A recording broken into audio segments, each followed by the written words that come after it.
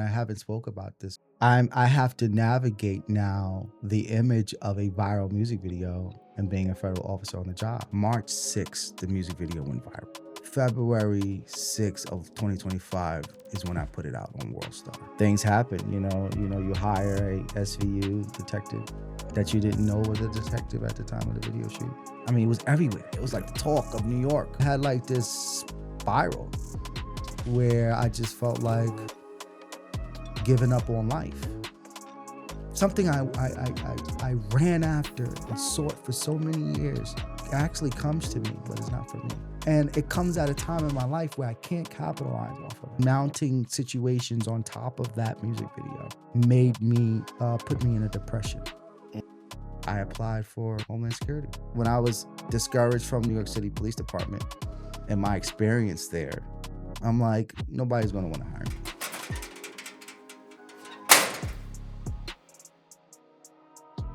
Welcome to the Purpose Over Pension podcast. My name is Lenny Bradley, your host, and today we have Phabian Winfield here in the podcast studio. Phabian, what's up, brother? To the podcast. Hey, thank you for having me, man. I really appreciate being here, man. Thank you for coming. Thank you for coming. Yes, sir. We had a nice little conversation about the most important thing, God. God is first. Person, not thing, but right. God, Jesus Christ. Yes. And just off the strength of that alone, right? I was like, okay, I really want to surround your story around Jesus Christ and God and 100%. Our faith, because I've had other people on the podcast where we've touched on that for a little bit, but we haven't really gone in depth. Okay. But the fact that you want to go down the rabbit hole a little bit? Yeah, we can go down the rabbit hole a little bit. Okay. But the fact that you defined yourself as a man of God. Yes. It was like, I don't even need to hear the rest of your story. Yes. Which wound up being very interesting from me talking to you further and seeing what you're working on. Right. But just off that alone, I wanted to get you on. Okay. And all the other stuff is a bonus. A good bonus. I appreciate that. Yeah, of course, man. That. Of course. Definitely. Yeah, so Phabian, if you don't mind telling us, this is a way I usually like to start. Where are you from? Yeah, I'm from Hempstead, Long Island. Yeah. Born and raised, Parkside, grew up on Parkside off of South Franklin, urbanized town of Hempstead. And, I saw a lot. But wasn't a part of a lot, I think I mentioned in the documentary, Making of a Moment, that, I was more or less sheltered. As a kid, I really, I'm not a street guy, never was a street guy, never ran in the streets. But do I know street people? Did I know street people? 100%. Was I around a lot of people? 100%, so, but yeah, that's where I'm from and that's where I was raised and very proud of it. Very proud of it. Hempstead raised me, and, when you come from a town like Hempstead, you're not supposed to make it. Right? The odds are stacked against you, poverty is high, the school districts are, not, how do I put it? I did school safety in Hempstead School District for over 12 years. So, working with the kids and which is like giving back, right? And because I graduated from Hempstead High School. What year?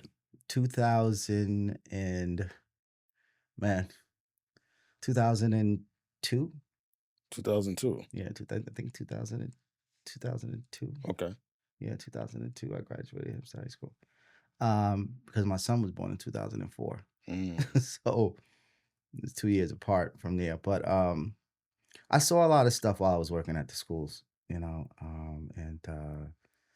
it progressively started getting worse, and a lot of the stuff that you hear that is inside the Bible has actually happened today. Lack of respect, lack for authority, and you see that more and more so nowadays when you just turn on the news. We turned on the news recently, and it's okay to throw snowballs. It's okay to throw snowballs. It's okay to, disrespect authority. Nowadays being a police officer, it's like, okay, and Yeah, you know, I know my rights, yeah, and there really isn't a respect for authority anymore. yeah. Uh, We'll definitely touch on that. yeah. Now, you grew up in Hempstead. A lot of people probably don't know much about Hempstead. Mm. You gave a little bit of perspective, but as you stated, Hempstead is on Long Island. Yeah. When people think about Long Island, what do you think that most people think of Long Island, and what is the reality of it for you and where it is that you came from? Do you feel like you ever have to kind of prove yourself when you talk to other people from New York City as to where it is that you're from, as to what you had to deal with growing up? Now, you weren't a street dude, No. and I'm a lot of people want to be street dudes that aren't. Right. But when people try to discredit, I guess my question is, when people try to discredit who you are based off of you being from Long Island, does that ever hit a nerve? I do find myself over time Mhm. having to, when you speak about Long Island, Yeah, um, there is this, you're not a borough. That's the first topic, yeah, right? Well, it's Long Island, right. or when you have family that lives in Queens or Bronx or Westchester, they'll say to me, man, Long Island, that's far. Like it's some distant land or some distant place, outside of New York, Yeah, but it's New York. right. Um, I've never it doesn't really hit a nerve, but what does bother me is that Long Island we do have to seem to prove ourselves to some degree. Yeah. Um, you know, at some point we have to kind of overachieve, Yeah. in a sense, but then once again I say this in the making of a moment that we have some greats that come out of Long Island, Yeah. that have come out of Long Island, I have a friend, Mike Rickens. What's up, man?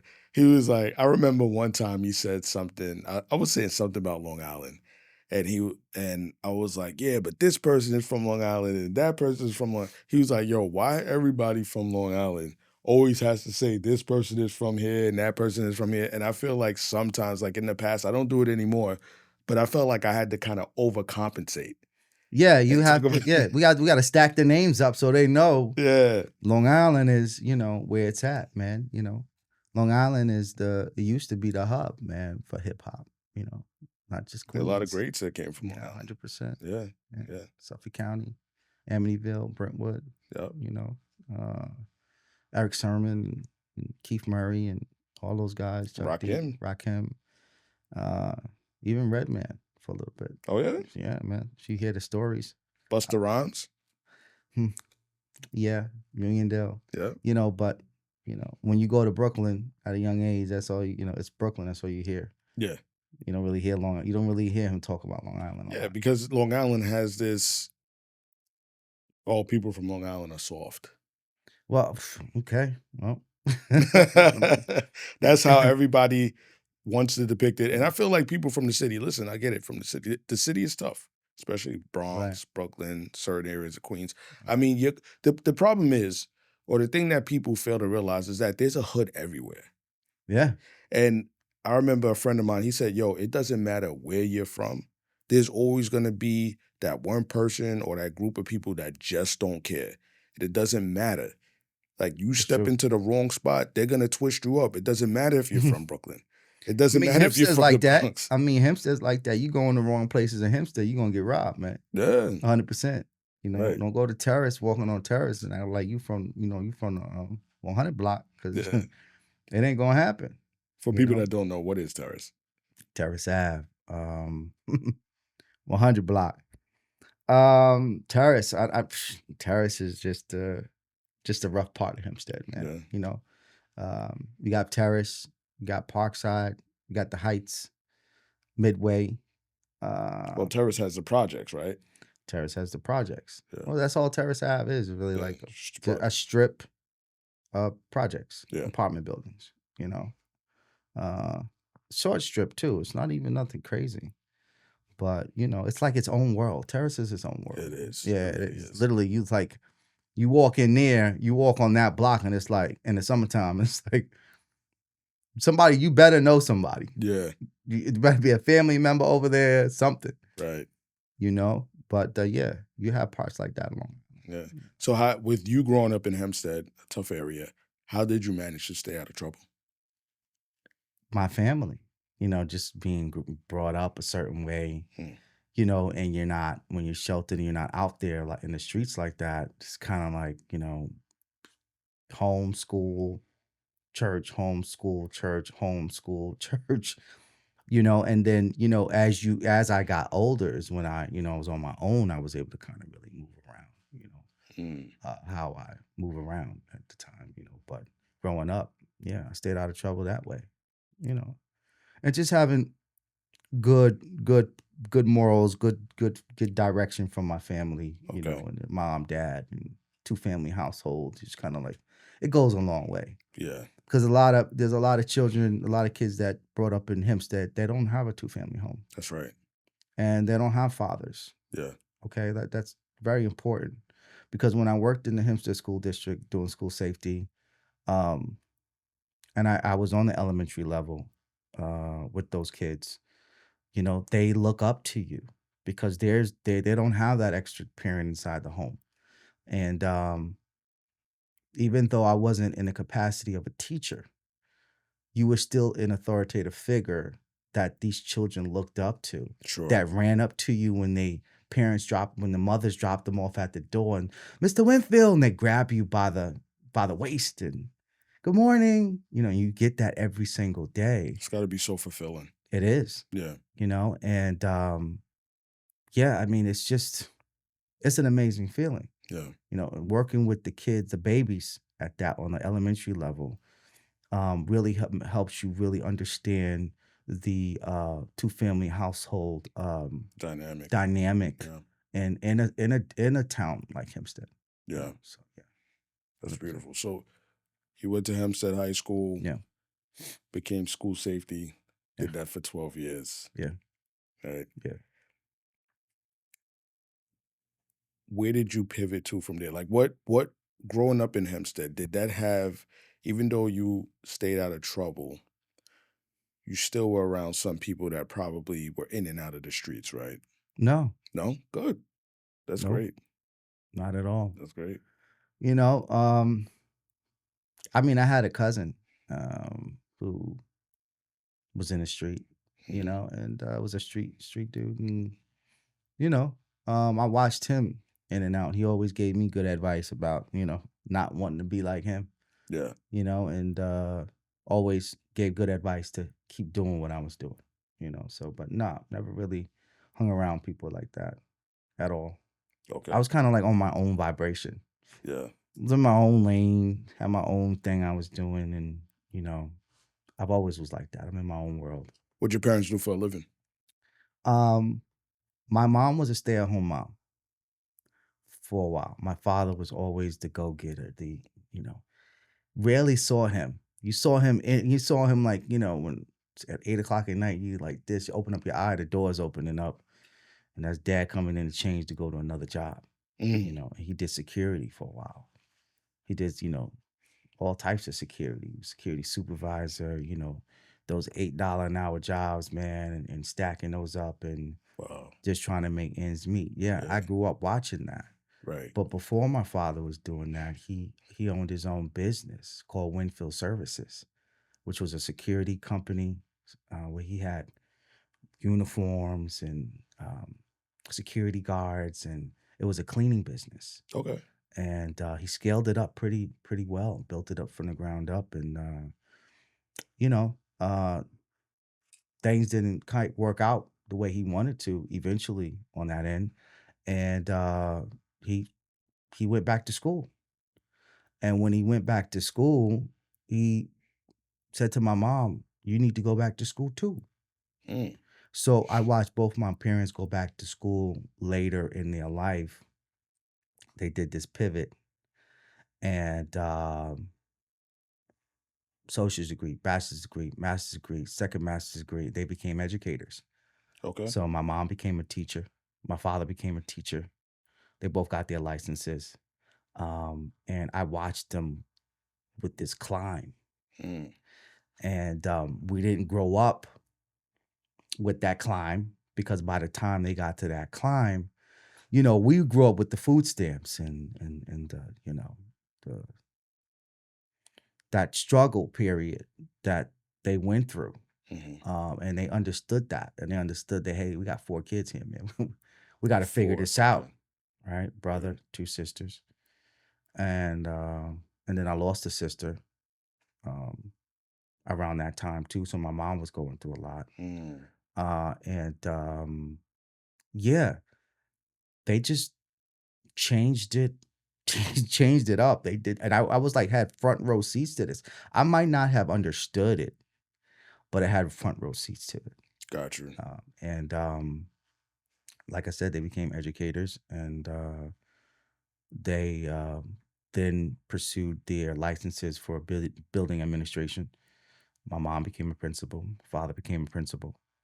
And then it kind of trickled down, where my older sister, she became a principal. And then my younger sister, well, she didn't go into education. She became a lawyer, graduated from St. John Law School. Really? Yeah. So what my father and mom did was they built that foundation and that platform like they were on stage, and we were just watching them perform, not knowing how that would affect me later on in my life. Right? Because I didn't go that direction. And I speak about it briefly in the making of a moment, where I didn't give too much detail. I just said I made certain decisions in my life. I was on my own at a young age because of certain circumstances, right? Where I just kind of was like, I didn't agree with everything that my father was saying to me as a young kid. And I'm like, I just wanted to do whatever I wanted to do. Before you touch on that, how important was faith in your household? Did you have a foundation of that there? Well, yeah, I mean, I grew up as a Jehovah's Witness. So, the Thursday night meetings, the Sunday meetings, and going out in field service and knocking on people's doors and spreading the message. That's how I grew up. Yeah. I might not have understood it as a kid growing up. You don't understand it. You just put on. It's time to go Thursday night, or Sunday church. You don't really understand it. You're sitting there up trying to absorb it, but you don't really know. Yeah. You don't really get it. You don't really understand it. Right. And for those who say they do, then great. But I didn't. I sure didn't either. I didn't. Right. And I watched kids my age within the organization get themselves, they got baptized. But I understood, I saw something. I said, if I'm ever going to get baptized and give my life to Jehovah, Jesus, that it has to come from within, right? You can't do it because your mom and your dad and there's this pressure from family to want to do it. No. A dedication to God means everything. That's It's like wearing a badge of honor. That's so good. Yeah, it means everything. If you're going to commit to that, mean that, hold on to that, be that. And I understood that principle at a young age. And I made a promise to myself that I would never, ever, because I knew that I had one foot in and one foot out. Yeah. Here in the heart. And I'm like, yeah, I'm not ready yet. Yeah. I still want to explore the world. I still want to make mistakes. I still want to sin. Yeah, that's what basically that is. Yeah. I still want to sin. I still want to figure this out. I'm curious. So why am I going to dedicate my life to God and I'm still curious? You can't serve 2 masters. You said at a young age you started to defy your father. Yeah. In what ways and why?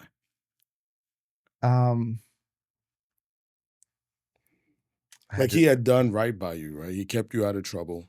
He kept you out of the streets. They set a great example for work ethic. You grew up in the church.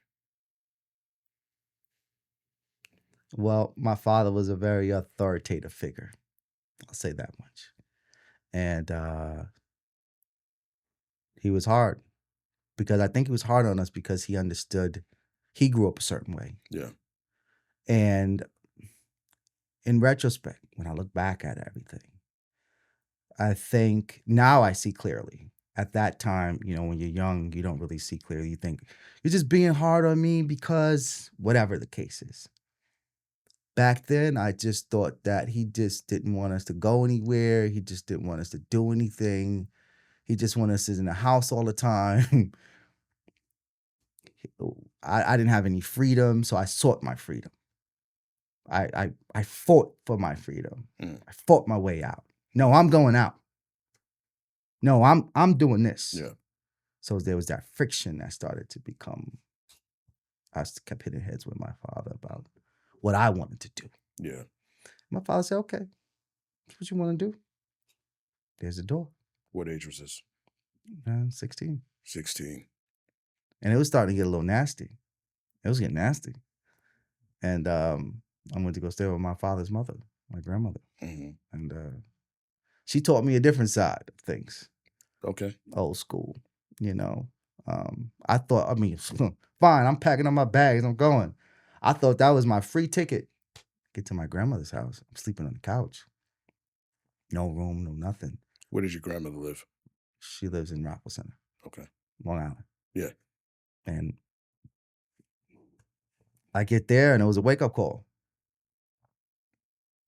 She was locking the door at 10 o'clock at night, 9 o'clock at night. Yeah. You just went from one authority to another. Yeah. Okay. You think you're gonna come here just because your father says, you're not doing well with him over there, then you're gonna come over here and do whatever you want? No. You're not home by 8 o'clock, 9 o'clock, lock the door. So when you demanded that freedom, Yeah, I did.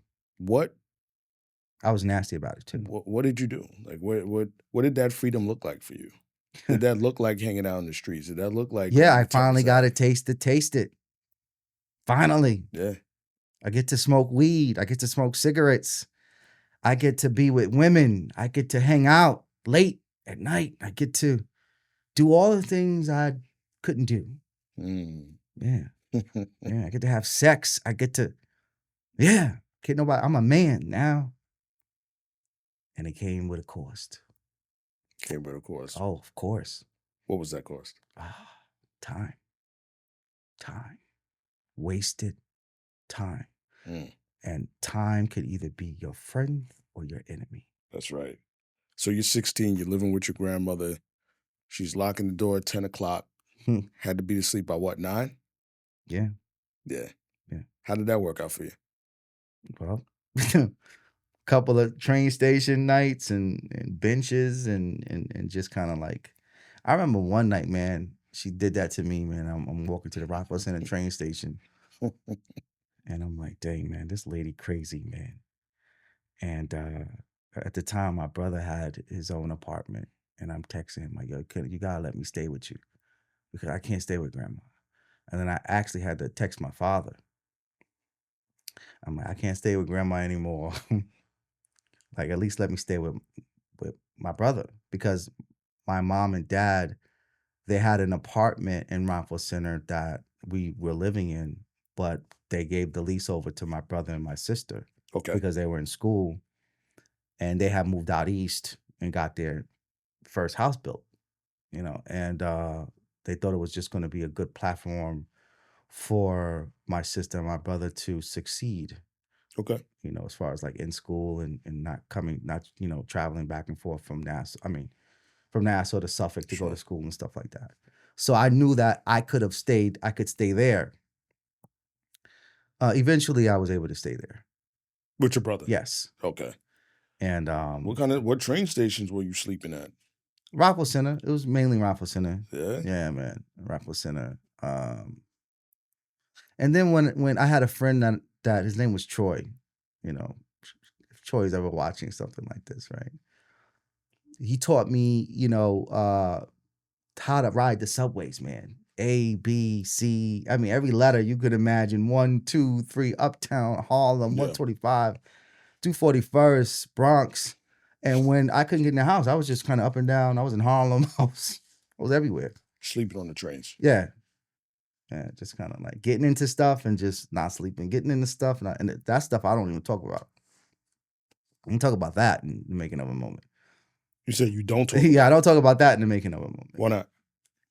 Because I felt like it was, I didn't dig into a lot. I just touched base off different things. And to make it a moment, I think people don't really understand what it's about. The making of a moment is not a full biopic about Phabian Esquire Winfield's life. Yeah. It's just brief moments of hardship that I touched base on, that I had to find resiliency to overcome, Yeah. to get to a moment Yeah. that I wanted for so long, Okay. the making of a moment. Right. So in between all of those things I spoke about in the making of a moment, there were backstories. Those backstories I don't talk about. The real stuff, the gritty stuff. I think that the real and the gritty stuff is what builds community. I think that's what builds for a great testimony. Oh yeah, it does. I think it makes for a great It does. testimony. It does. This is the purpose of a pension podcast. All about purpose. Yeah. All about vulnerability. Yeah. I'm sure that there's plenty of stories that you can't get into.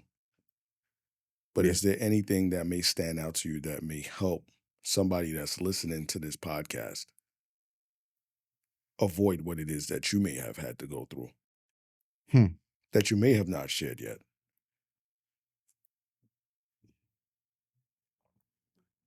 Choose your time wisely.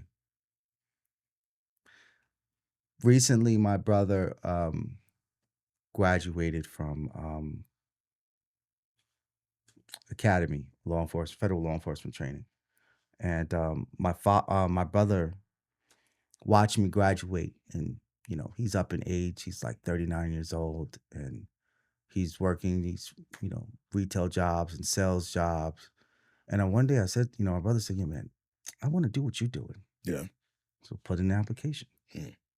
Watched my brother for years before I got on the job, in the house, working these jobs. I used to come to him. I used to be like, "How long are you going to do this?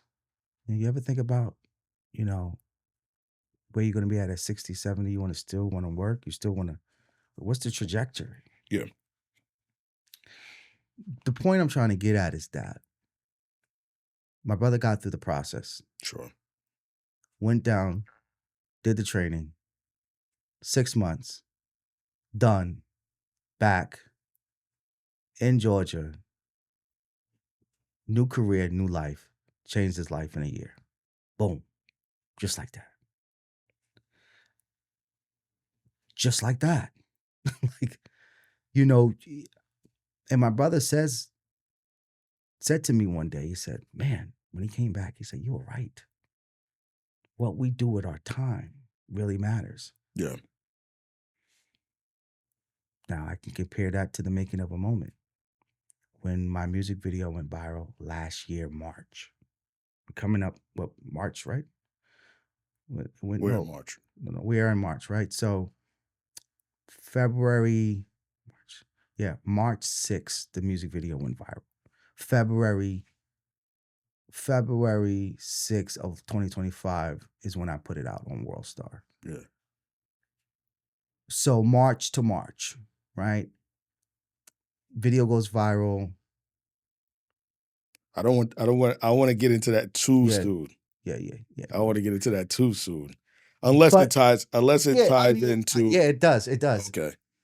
So what I want to say about that is that from the viral moment to me going through what I was going through spiritually at the time, to me navigating to find my purpose, to writing the making of a moment from the shadows to the spotlight, my book, then taking the book and making it into a visual testimony, and then doing a soundtrack, merchandise, as you see, and formulating it to a multimedia purpose to drive this message that I want to drive.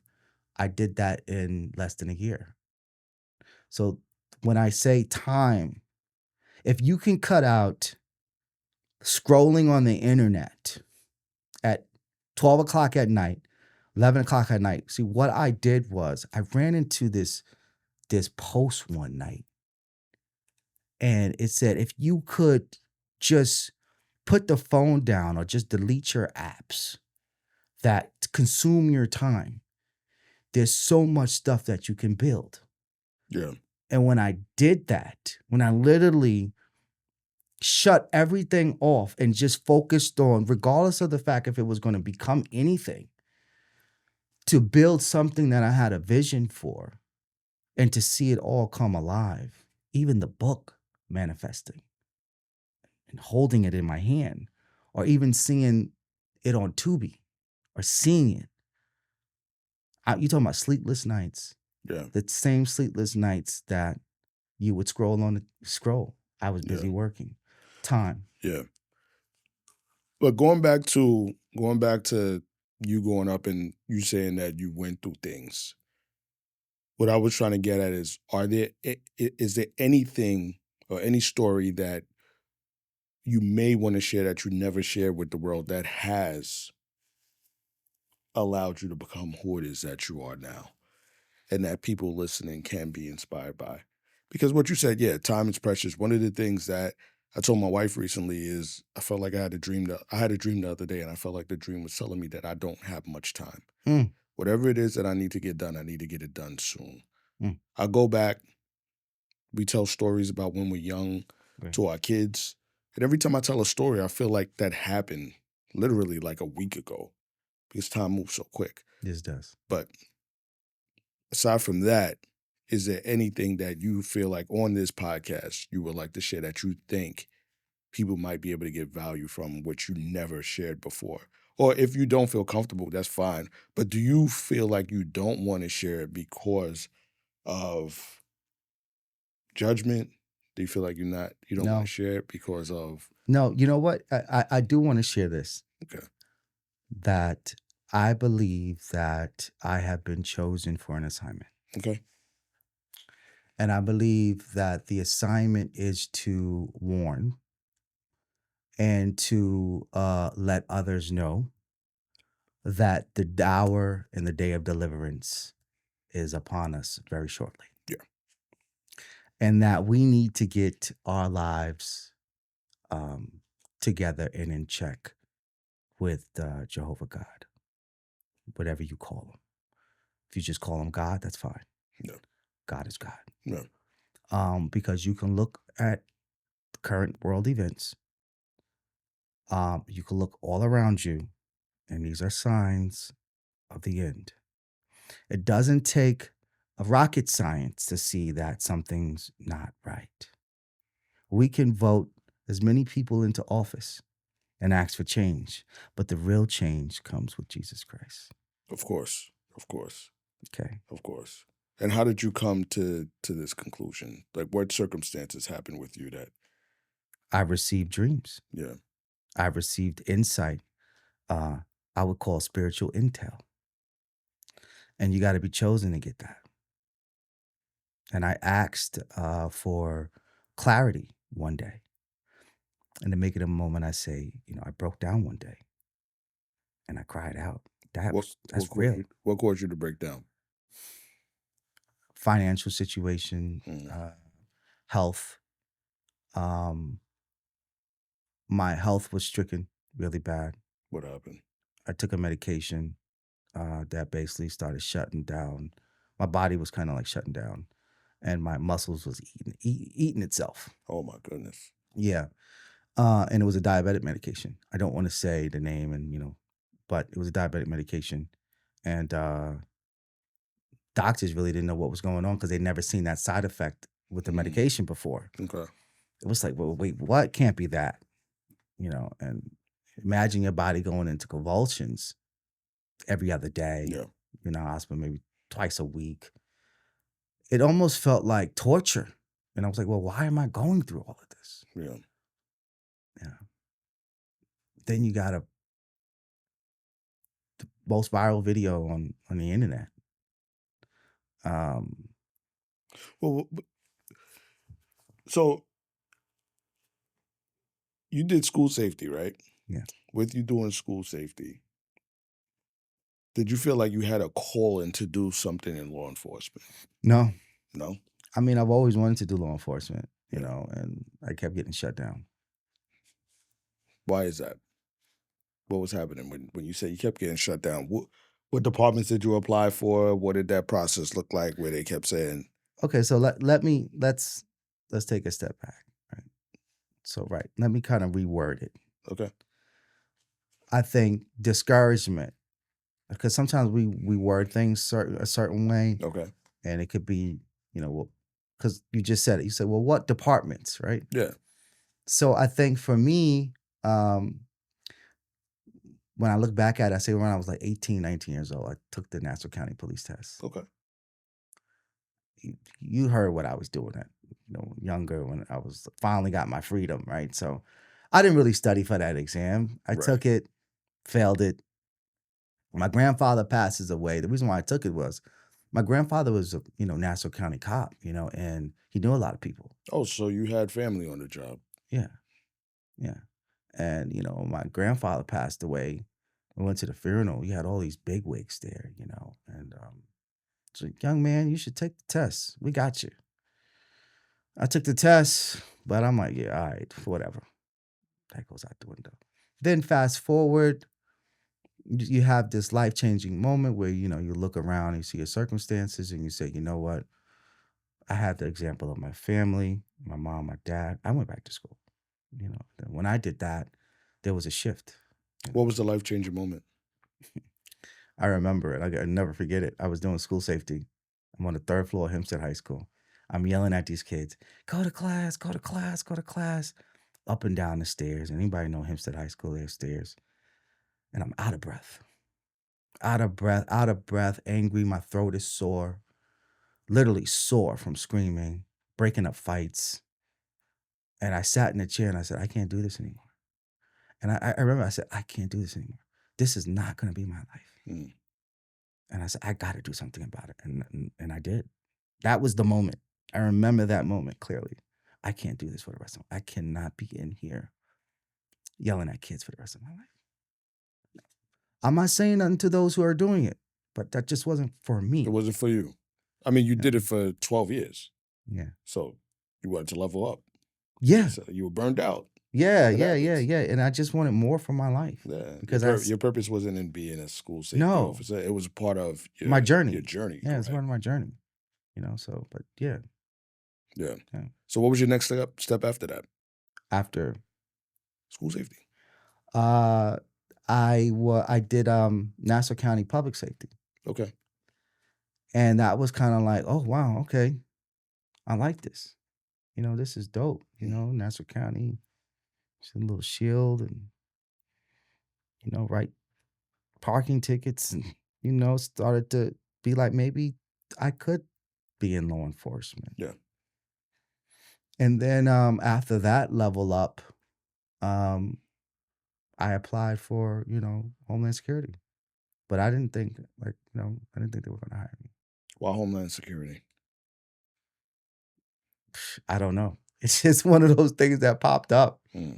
Because I was like, when I was discouraged from applying to New York City Police Department and my experience there that I touched briefly on in the making of a moment. I'm like, nobody's going to want to hire me. I've been through all this stuff in my life. It's the feds, man. They're not going to, when you think about federal law enforcement, you think, man, top, they have a higher standard. So let me go back to NYPD because there's going to be a lot of people that want to be in the NYPD that are taking the test and they're in the process of waiting, right?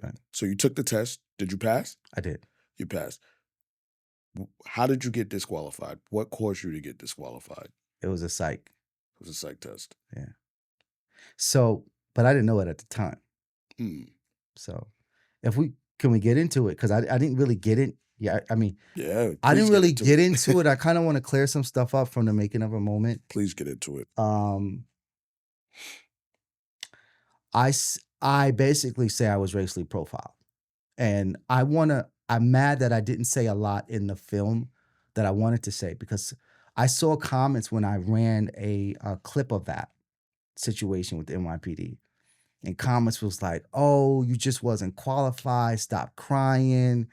You were a liability to the department. That's why they didn't. That's why they disqualified you." Hmm. But they don't know the insight, and I want to clarify, right? Yeah, Why sure. I believe that and why I feel that way. Yeah, because most of the people that do support the Purpose Over Pension podcast are New York City police 100%. officers. Yeah. And I want to make something clear, right? It's not the department, it's the people that were working for the department. Let's clarify.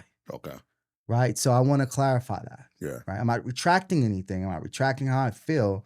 I just want to clarify that it's not the agency itself. It's the people that they hire. Yeah. That come with these biases, that come with these racial profiling. You can't change the individual, but they are amongst us. Okay. They are there. Okay. And when I went in for my interview with the psych, Sure. right? Was prepared, suit, tie, thinking that, man, I finally can become a police officer soon. This is amazing, right?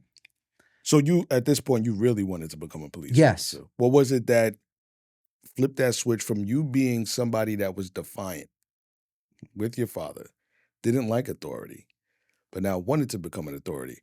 Where did that switch happen? Where did that switch happen? I'll tell you where the switch happened. And I'll tell you how it was like commingled with school. Okay. So remember how I said to you, I had that moment at Hempstead High School. I was like, yo, I got to do something different. Yeah, you were burnt out. Burnt out. Yep. And then I don't know. I always had the ambition to want to become a police officer since that first test when I was 18, 19. Okay. And then my mom's father was a cop. Yeah. And my father's father's a cop. Right. And I was really close with my mom's father. Yeah. And that's just something that just kind of, I guess, was embedded in me. Okay. And that's what I kind of looked for. Not saying that's what I wanted to do, but I was like, well, maybe I'll just become a cop. It was always in my head. So when I went to go apply for the NYPD, they said, and I sat in there and it was going through the medical. They said, oh, wait, this kid, you don't have college credits. So I'm like, oh, man, let me go back to Nassau Community College because I dropped out of college. Okay. And I went back to Nassau Community College to see if I can get back in because, I flunked out like 3 times. So I go back to Nassau Community College and I'm like trying to work my way back in, and it was just so much red tape to get in. I was going to be in what are those classes called? Remedial classes for like 2 years.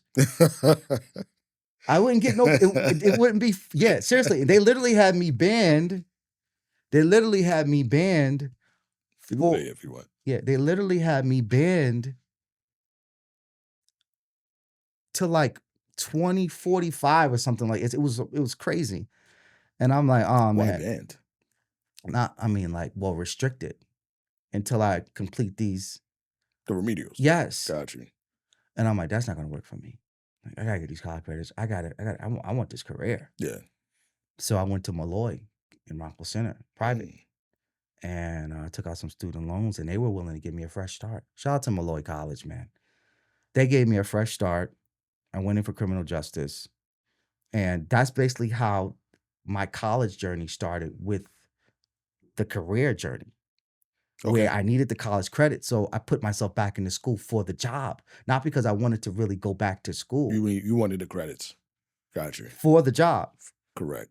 And even though it didn't work out with NYPD, I ended up like, oh wow, I'm not slow. Yeah. School is for me. Yeah. Associate's degree, bachelor's degree, master's degree.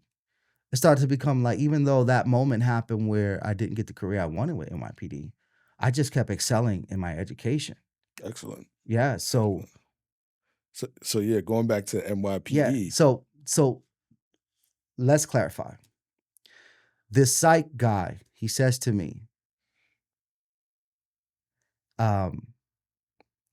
you're like 30 something years old. Why do you want to become a cop now? I'll never forget it. And I said, because I don't know what my response was, but I'm like, because whatever, because it's something I want to do. And he basically looked at me and said, man, this guy, you're too old. What are you doing here? Why do you want this? Like, and how many jobs have you had? And, at 30 something years old, I had in raising a kid, I had all these jobs. I had maybe like 15 jobs, man, by the time I got to them. Yeah, man. So you know what that's like when you're going through a background investigation. Like part-time jobs. Yeah, there's so much to go through. Yeah. I'm talking about my packet was like this thick. I remember filling everything out. And it was just like, and I remember speaking to my what do you call the investigator? I was speaking to my investigator. She was like, man, you got a lot of jobs, man. You got a lot of weight on you. Job history. Job history was crazy. So they already, I noticed something at the time that I went. There's a profile that they look for. And the profile is young, coming out of high school. College. Coming out of college, 23, 22, 23, fresh out, criminal justice degree. That was me. Got your whole life ahead of you. 36 kids, huge baggage. Financially, you're not sound. This is not the candidate that we want. Yeah. They didn't even give me a chance. That's the problem. And that's why I will always be grateful to the Department of Homeland Security for giving me that chance. Wow. For seeing what the state saw on the table. They saw the same exact things, probably even more. Yeah. And said, you know what? It doesn't matter. That doesn't define who you are. Can you admit to it? Can you understand it? Can you grow from it? That's an agency I want to work for. Yeah. That's beautiful that you bring that up, because they look at things from a liability standpoint, 100%. like you said. They don't look at it from like everything is about the numbers and the profile that they already have in their mind or written down on paper. Yes. Like a checklist almost. 100%. Yeah. And it's not about letting you have redemption. It's about if you're going to be a liability. It's a business. I respect the hustle, but it sucks for the people that do want to change their lives around and need that chance. Right. Yeah. That's what happened to me. Sheesh. And what year was that? And you said you were 36 at the time? Yes. I was in my late 30s. Because I know the cutoff is 35. So yeah, it had to be 34. Okay. 33, 34. It had to be like 34. Yeah. Right there, where I was on that crunch and I was knocking down these colleges to try to get it in a short period of time. And when that didn't happen, I fell into this depression. And I'm like, man, that's it for me. Yeah. Yeah, because like once you hit that late 30 mark, you're 35, you can't get a lot of these civil service jobs, and I'll never be a cop. My dream just like kind of like dissolved. Yeah. It just dissolved. Man. And I was just like, man, I just didn't understand why it was happening. But we never understand why things happen. And then shortly after that, I got the job with Nassau County Public Safety. Okay. And I say in the making of a moment, when that happened, I was kind of like, okay, well, maybe this is for me now. Maybe that wasn't where I was supposed to be. Maybe that wasn't my journey.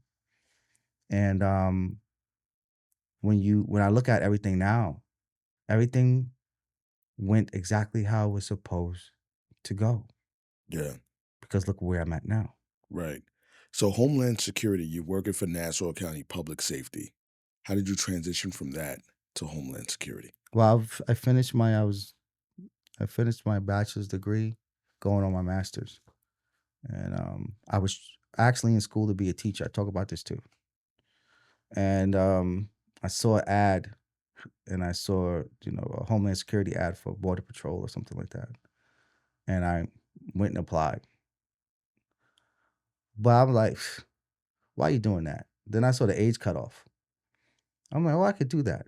What was it? I think it was like 38. Okay. So I was kind of like, I could do this. Maybe there's an opportunity. It was the age that grabbed me, and I was like, oh, maybe I'll have another chance. Still got a shot, yeah. Maybe we still got a shot.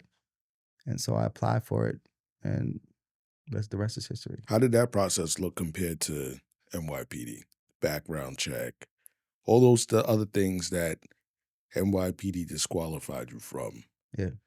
What things did Homeland Security dig into as far as their application process? Well, I will say this, right?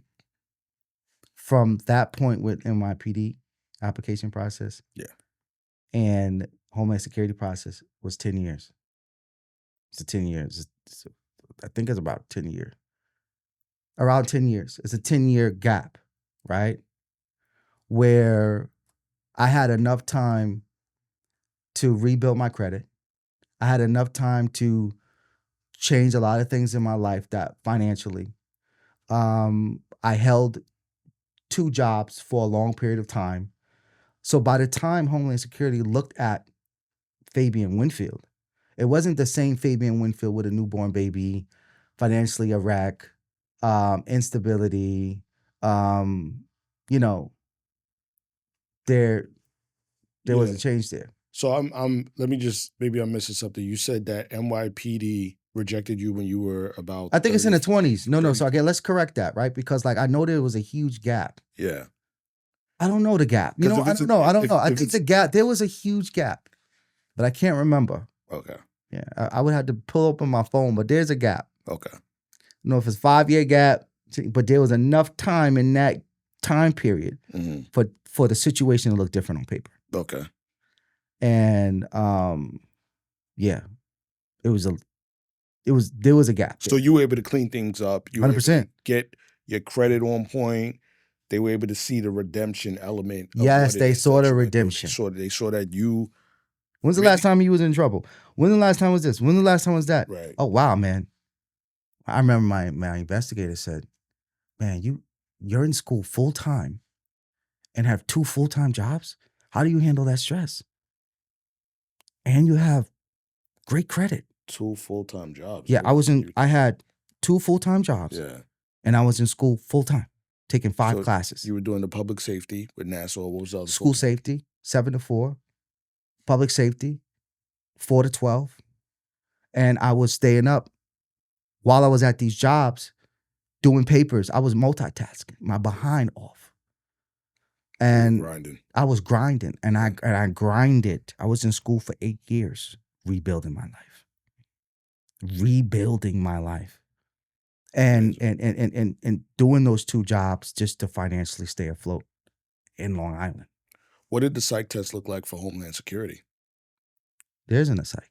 There's no psych. No, there's what's the polygraph. Process? What the heck is? Oh, it's a polygraph. It's a polygraph exam. It's federal, man. You know. Okay, and what does that consist of? Just questions. A lot of questions. Just a lot of questions about your background and stuff you may have gotten into, or stuff that they looked at. The polygraph basically is cross-references their background investigation. Okay. Right. So whatever comes up on a background investigation, they'll run through it through the polygraph, and then some more. How long was that process? For me, it was like 6 hours. The polygraph was 6 hours? Yeah, about 6 hours. A 6? Yeah, they kind of ran me. You hear some people might say, I was only there an hour. I was only there 2 hours. I was only there. But me, I was there for about 6 hours. Straight? No breaks. We took breaks. And it was funny you said that, because the polygraph examiner was like, you want to take a break? I'm like, no, let's go. Just like, you sure? Well, I need a break. Because I was just kind of like, yo, we're going to get through this. Yeah. And she was like, well, I need a break. And she broke for maybe about 2 or 3 times. She was like, man, you're fearless. And I was like, yeah, I am. So like, I went in that process not knowing how the outcome was going to be because of what I went through in the past. Yeah. But I made sure that I showed up, because you never know when your moment's coming. Right. And what was the physical standards to get into Homeland Security? I mean, standard, sit up, push up, just to kind of get in through the hiring process. It's a Yeah. small, physical thing. But the real game begins when you get to the academy. That's What was that? What was that like? World War III. I mean, going to federal law enforcement training. I mean, we have tough training, but the marshals, man, they up 4 or 5 o'clock in the morning on that campus base, man. It just Now, are you're staying on a campus? This isn't this is commuting back and forth, like you're on. yeah. You are with everybody, man. You with everybody except for FBI. FBI has I think it's Quantico. They Right. train their own guys. Yeah. And you down there with the FAMs, fire, firearm, ATF. a little CIA, a little what do you call it? HSI, Homeland Security Investigations, air marshals, All of them. all of them. Yeah. man. So your academy class consists of all of these people. So or is it's it- like basically a college campus for federal law enforcement. Interesting. There's just think about any college campus. You have a dorm room on, and it's basically, and you go to classes every single day. Picture that with nothing but law enforcement agencies on the base. And how many months? Mine was 5 months. Okay. I know they've added on weeks to certain classes, and they've changed the program recently because of just what we started seeing over the last 2-3 years with like George Floyd and that physical aspect of it. Training needed to be new training needed to be implemented. How much did that academy test your mental and physical fortitude? I mean, every day, man. It's almost like you had to be perfect because you fail any exam, you're going home. You fail anything, you're going home. They want the best of the best. You got to be assertive. You got to be disciplined, and you got to want it, man. Every day you got to want it. They're not handing you that badge. They're not handing you a federal badge and some creds. No, you got to work for that. You got to earn it. You got to earn that. Mm. And you are not that until you walk across that stage. Man. Yeah. I've seen people go home a day before, 24 hours before that graduation. DUIs and dumb stuff. Wow. Yeah, man, it happens. A lot of stories down there, man, where, a lot of, candidates think they are law enforcement already. And they're on a big college campus, hanging out, drinking on the weekends because you're a student. You're not an officer yet. And you just kind of lose your sense of sabotage themselves. Yeah, self-sabotage. Man, that's terrible. But it happens in New York City as well. It happens in all academies, Yeah. That's crazy. You wanted to be a police officer. That didn't work out for you. You wound up becoming a Fed. Yeah. And the highest of them all. Did you have any purpose in that? Did you feel that you knew you wanted to be, not just because your grandfather, it was your grandfather, you said, right? Not just because of your grandfather or just you seeing police officers as an authority and you wanted to do it. Was there anything that made you focus on law enforcement that you think might have aligned with your purpose at that time? As far as what? I mean, I'm trying to understand. Okay, so basically what I'm saying is you were so focused on being law enforcement. Mm-hmm. Was there anything significant behind? Yeah, that drove that. Yes. Was that vehicle? Yeah. Yeah, when I was before I got the job with public safety with Nassau County, I was doing loss prevention in retail stores. So I was running down shoplifters every day and calling Nassau County and doing 32Bs, depositions and doing these police reports. Yeah. And over time, that interaction with the police officers and gaining those relationships and getting those PBA cards you're like, man, and then the officer's giving you advice. Like, yo, Winfield, man, you should think about, come on, man, you don't want to be over here, man, risking your life for a freaking TV or a video game. Yeah, that happened with me. I did loss prevention. That's how I met my wife. I did loss prevention at Best Buy. Then I did loss prevention at Stop and Shop. I did at Stop and Shop too. You did? Yeah. Really? Like Lake Grove. Okay. Hempstead. I trained in Hempstead. Yeah, I was in Hempstead. And Joshua. Josh. You know Josh? Josh Smith. Joshua Smith. I grew up with him. You did? Yeah, man. He became NYPD. Yeah, of course he did. I never ran into him while I was in the police department, though. Yes, he did. So you know Sean? Who's Sean? I won't say his last name. Okay. But he was there with Josh. Okay. And me, guy named Gene as well. Yeah, Josh, when Josh got on the job at such a young age, I was like, oh wow. Yeah. I was kind of envious of Josh. But yeah. He got on the job. Josh got on the job maybe like 4 years after me. Yeah. Maybe like 3 or 4 years after me, from what my friend Sean told me. Yeah. But yeah, I worked at Stop and Shop. Yeah.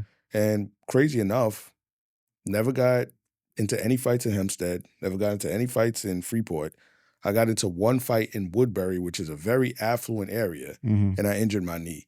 After that, my father was like, if you're going to be fighting over... Do the real thing. Yeah, if you're going to be fighting over DVDs, you're going to be fighting over chicken wings and celery sticks, you might as well just become a police officer. Yeah, 100%. So I put my papers back in. I said, I'm going. That's it. And nobody wanted the job at that time because it was a $25,100 salary. I know. So it was rough back then. Yeah. So I just said, gotten better now. Yeah. But yeah, that was the vehicle. Loss prevention was that driving force. Because what I didn't say was, along with school safety, was retail. Though I had those two jobs all the time. I didn't transition into public safety until the 10th year, where it was like, I'm tired of doing a loss prevention. Let me try a different second job. And then that's when that happened. Okay. Right. So, but it was still, 8 to 7 to 4, 4 to 12. It just changed. The second job changed. Okay. Yeah. All right. So you get out of the academy with Homeland Security. Yeah. What happens next? Where do you go? I go back as far as where to go where. Like, where were you stationed? JFK. John F. Kennedy Airport. Okay. That's where I'm stationed. Home. That's home. The job comes with its territory. When you get on the job, you're a rookie. Yeah. You got to do rookie stuff. Yeah. What does a day in the life of a Homeland Security rookie look like? Stamping a lot of passports. Okay. So is that TSA pretty much? No. No? No, we get offended. Shout out to all my brothers. Shout out to all my brothers. That we get so offended, man. Listen, I'm sorry. Calling us TSA. Stop calling us. We got a badge and a gun. TSA. They don't, right? I love my brothers in TSA. They have a very important job, and they are very. Let's clarify this, right? Yes, please do, because there's a lot of people that are ignorant to this, including myself. TSA, they are our brothers. They do work for Homeland Security. Okay. Travel Administration. Air Marshals is under that unit, right? Right. That's kind of like their thing. TSA is basically, I would say, our security guards of the agency. Okay. Right? Okay. Where they're in full uniform. They do go to Federal Training Academy for like a 2-week training course where we at. So they get to see what we do. They have their own training course. They go back to wherever their assignments are in the United States, whether it's in New York, wherever it is. But you got to understand, their job is so important to make sure that 9/11 doesn't happen again. Yeah. People don't walk on these planes with the things that they were able to walk on. Remember, before 9/11, you look at a lot of these videos of those terrorists, they was just kind of like one of those screeners that you walk through. There wasn't no technology like you see it today. Yeah. So we have invested so much into airport security. So one, they have a very important job. I hate when people tear down TSA. Okay. Because respect the TSA. Yeah, respect TSA because TSA. Let's respect your law enforcement as well. And we appreciate you. TSA. Some are aggressive. You see a lot of these It's okay. videos. That's in any career. That's in any career. Some are aggressive, but TSA has a very important job. Now, what's the difference between TSA and a Customs and Border Protection officer? I mean, everything. They don't implement any law. They can't. They don't have arrest authority. They are not officers of the law, Okay. right? So that's just it. They're not officers of the law. Okay. Are they officers? They're TSA officers, yes. In their own right. They are considered law enforcement. No. No, they're not. No. Okay, so I take that back. You're not law enforcement, but we still appreciate what you do. No. A part of the law enforcement umbrella, yes. But are they law enforcement? Are they Leos? No, they are not Leos. So they would be peace officers in a sense. No, they don't even have that. I know they're working on some stuff, man, and I think they need a little bit more because they put their self. They deserve a lot more. They deserve more. They deserve, because that's a whole. They're not in the same union as us. They don't have the same pay scale as GS pay scale as us. They're in their own bracket, man. So yeah, they are like they're our cousins. Okay. And they are sisters. They are a sister agency. Okay. But yeah, they're not Leos, but they have a very, very important job. Yeah, but as far as Customs is concerned, I can't really get into what we do because it's federally. Yeah. But I just know that, we stamp a lot of passports, and there are different phases that you move up within the agency. There's a lot of departments you can do, narcotics and stuff like that, and there's different teams you can join, and it's not just stamping passports. Okay. Right. So but as far as what we do, watch Catch a Smuggler. To Catch a Smuggler on National Geographic breaks down everything that we do.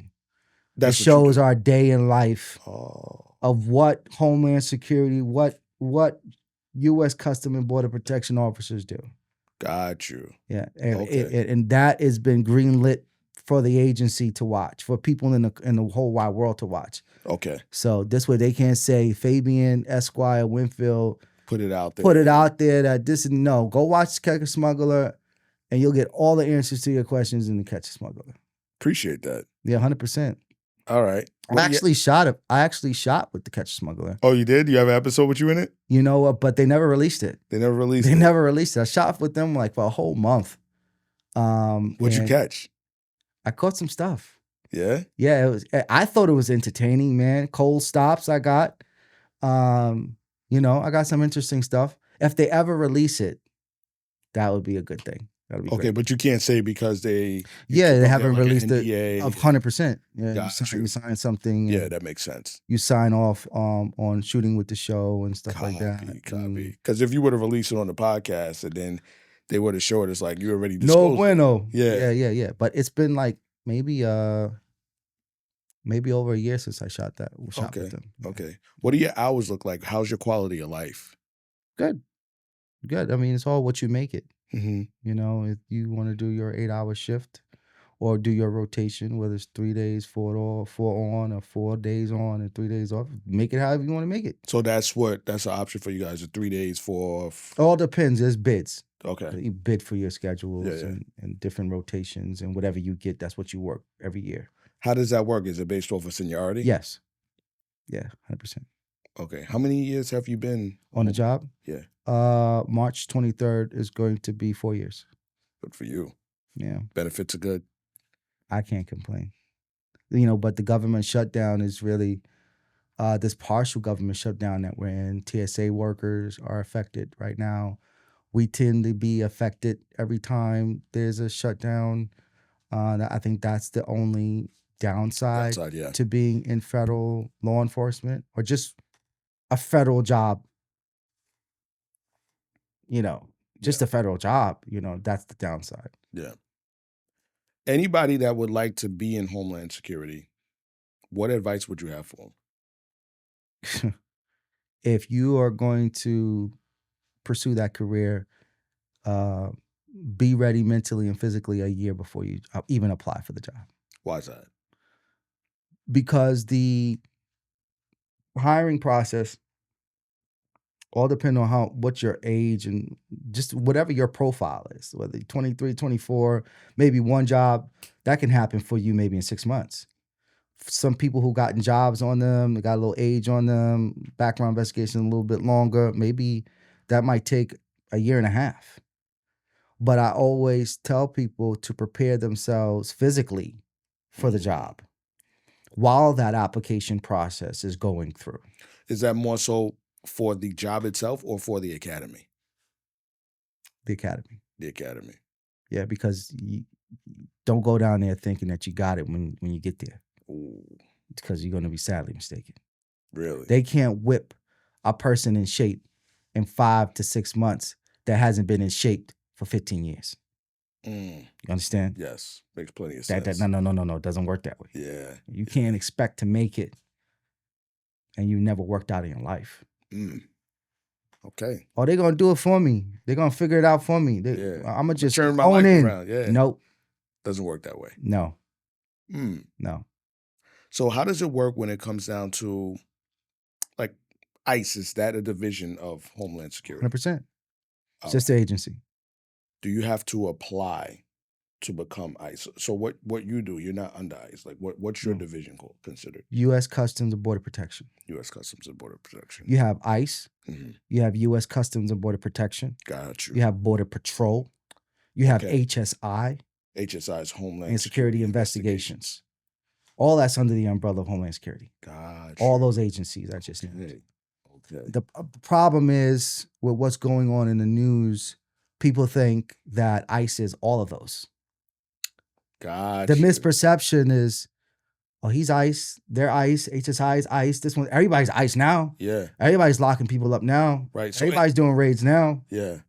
So anything under Homeland Security, everybody thinks is ICE. It's like ICE and then Homeland. Yeah. Got you. No. Got you. No. Thanks for breaking that down. Oh, yeah. I have a couple friends in ICE, and I still didn't understand it until now. Yeah.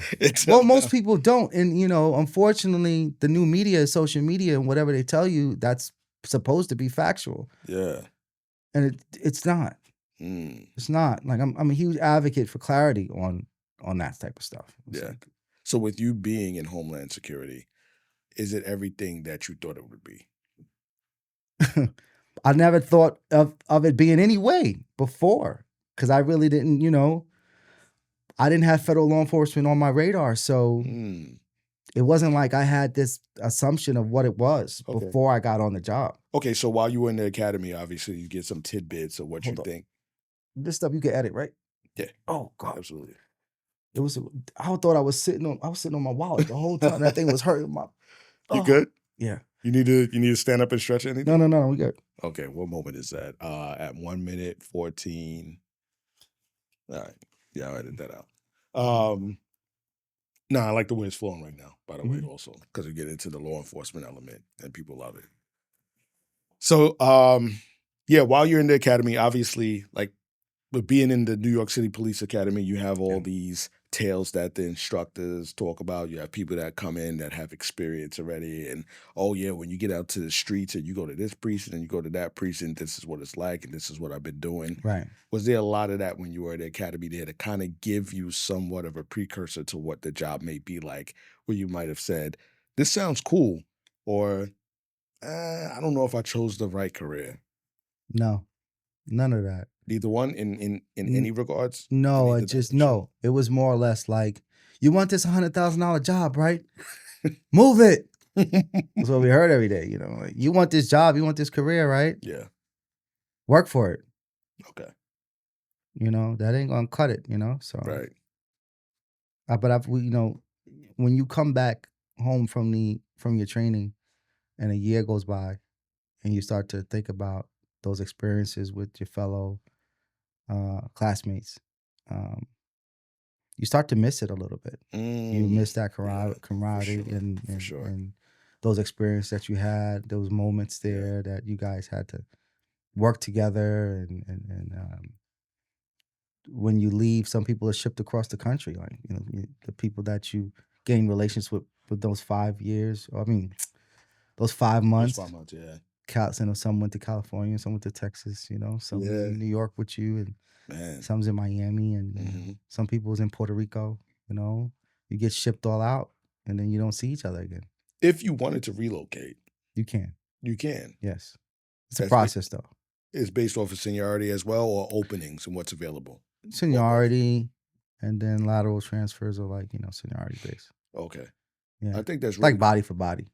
Yeah, my friend that's in ICE, I think it's really cool the fact that you get paid the same salary and it doesn't matter where it is that you live. So Yeah. here in New Well, York, no. That's not. You don't get paid the same salary. so if you are making a certain that might be for ICE. I Okay. can't, because everybody has their own breakdown. But I know within customs, you could go to Virginia and, well, just look at the GS scale. This stuff is on the internet, Mhm. and it'll say Connecticut, the New York, New Jersey, Connecticut, New York, tri-state area, they get paid a certain amount of money. You're not going to get the same New York money when you go to DC. Oh, it doesn't work like that No. with you guys. No, not with us.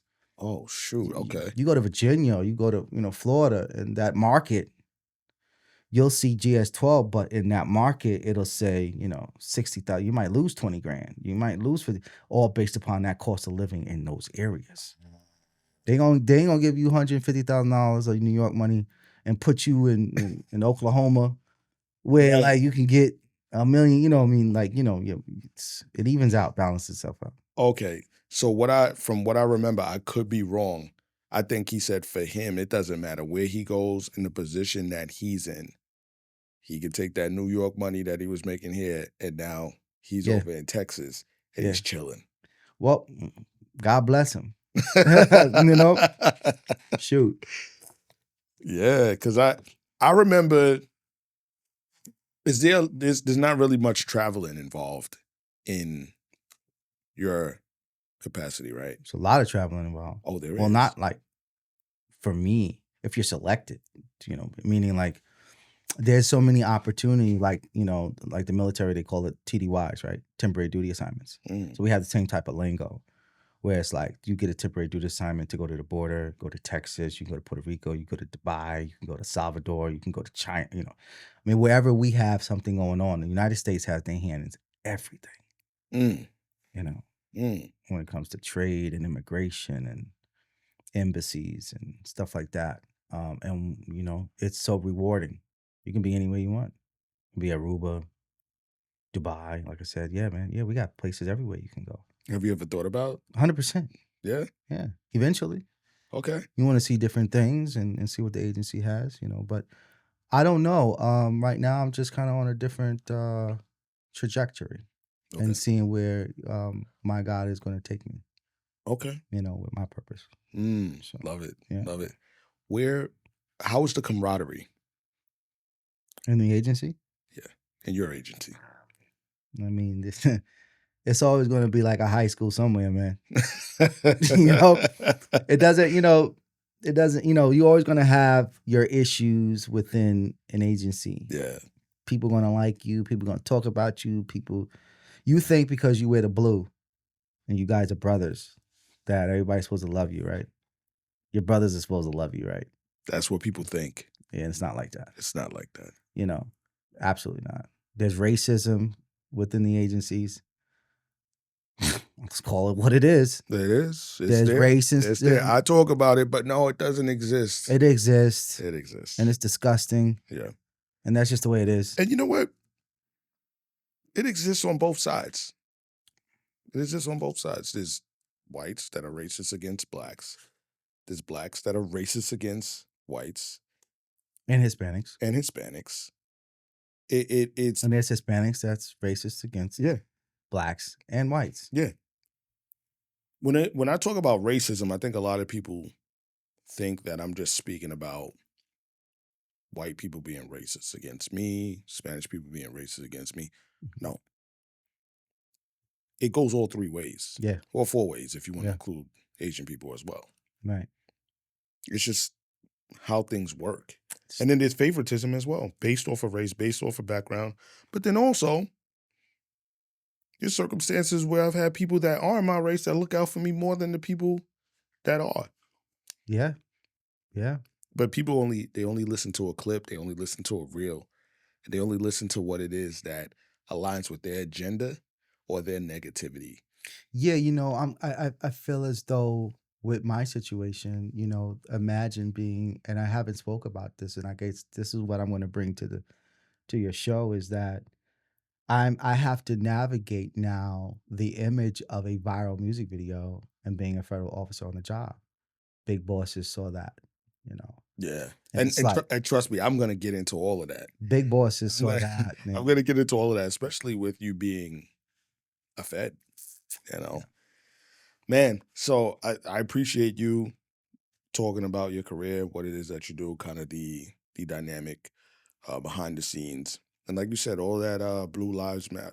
Well, thin blue line, um, it's subjective. back to blue, and stuff like that. It really is. Yeah, Many people in law enforcement. I mean, you could look at my page. You could look at any law enforcement page that's talking the truth, that's willing to bring out the realities of the things that happen right. behind the scenes, and look at how law enforcement chops another person down. I put up a post from one of my boys that came through. Ellie, what's up? He talked about how he prefers to work with female police officers because they have more heart, because they're more compassionate. The real is doing great. But in that reel, there's so much negativity from other people that are doing the same career as us. Yeah, because everybody has an opinion. And it's fine. Everybody can have Yeah, an opinion, just like he had an opinion. right. But to say it with so much hate, Oh well, that's something different. that's something It's different. one thing to have a different perspective on a person's Yes. opinion, and to say it respectfully, Mhm. but you can see the energy and where it comes from just based upon whatever the comment is. You can feel the energy, 100%. So 100%. So with you being Homeland Security, that doesn't identify who you are. Obviously, you're a man of God. right. What else do you have going on behind the scenes? What do you do when you're not at work? Building a brand, Tell me about that. um, building the making of a moment. I think it's so important for people to have something of purpose outside of the job. You have to, because if not, you'll go crazy. Yeah. You know, it all depends on what you do outside your job. You could have a family, 3, 4, 5 kids, and that's your purpose, right? Um, with me, my kids are old. You know, it's work and home for me, right? So, but I found my purpose after the music video. How did you get to into a music video? Like, just tell me the background behind that. Like, when did you start getting into music? You talked about school safety. Yeah, You talked about all of these jobs in loss right. prevention, Homeland Security now. Yeah. Where did you find time to do music? I talk about it in the making of a moment. Everybody, go check out the making of a moment. I speak about all of that in the making of a moment. Yeah. In the making of a moment, I was doing music for 15 years. You were. Yeah, so I was doing music for 15 years, and all while doing those retail jobs and school safety. And then it wasn't, you know, it wasn't manifesting into anything. Okay. So What type of music? hip hop. Hip hop. And I went back to school. There's a lot of reasons why I went back to school. That's one of them. Yeah, Okay. not just the NYPD. They had all of these mounting things, Yeah. and that was driving forces for redevelopment and Mm. self redevelopment. Yeah. Was music a form of expression for you? Yeah, it's just something that I love to do. Like, it's just something that I have so much passion for. If I could write music every single day, if I could just live in the studio every day, I would. If that could be my full-time job, I would. To Mm. make, to create, to see things come alive visually, artistically. Yeah. Um, that I'm like a kid in a candy store. That's it for me. I know what that feels like. Yeah, that's it for me. Yeah. I know what that feels like because that's what this is for me. Yeah. Podcasting, having genuine and organic Conversations. Yeah. conversations, having a professional setup. Like, that's what that is for me. So if somebody were to tell me, and it's not, tell you right now, I'm not making a killing. I have to do other things on the side, Right. you know. Right. But this is the foundation, and eventually, I will use this, or this will be part of leveraging to get to that point Of where I course. eventually want to be. Of course. Yeah. So, oh man. Yeah. So you did music for some time. Yeah, I did music for some time. Mm-hmm. And I kind of just circled back to it, after being on the job, and one thing led to the next, and you got the biggest hip hop video of 2025. What made you circle back to it? I had a lot of people just kind of, in the industry, good friends that said, "Oh, I shouldn't stop doing music, even though I'm on the job." And I was like, "Oh no, man, the perception of that, that get out, you, it ain't gonna work." Yeah. I still did it anyway because I didn't think anything was gonna happen. How did that go? Well,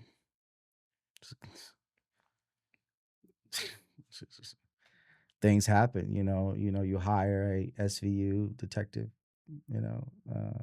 that you didn't know was a detective at the time of the video shoot. And when I look back at those moments, man, Well, what's the name of the song? Tell me the basis of the song. Give me a doing little bit of that, background. doing that, Doing that. DOINTHAT, doing that. Now, how many music videos were you doing on average? Like, how regularly? I wasn't regular because, I had put music on hold to rebuild my life. That's what I did, right? So I put music on hold, and I'm like, so I took 10 years out of my life to rebuild it. Education, the Career. career, it was, it was a lot I had to do to get to where I'm at today. Right. Nobody saw the grind. Yeah. They just see the results. They see the results. No, not there, sleepless nights and 4 or 5 o'clock in the morning and papers and having to get up and still provide. That's a huge thing. That's a tough thing to do. Absolutely. And so I wasn't doing music like that. Yeah. I was releasing videos here and there and songs here and there. And I'm sure it's hard to be consistent with you having a full-time job and everything else. Yeah, I would have loved to be. Yeah. Music was really paying me like I wanted. Yeah. Did it. You doing shows and stuff like that as well? I was here and there, but currently doing shows. The next time I do a show, I'm selling out an arena. Yeah. The music business is a funny thing. It's a funny thing. Yeah, recently there's been a lot that's come out about the music industry, especially with somebody as huge as P. Diddy. Yeah. And what it is that's happened. And yeah. Then you have the Epstein list. Yeah. Distraction. Distraction. Yeah. Yeah. I mean, there's a lot of branches that kind of have grown from that tree. Yeah. That's a whole nother Yeah. conversation.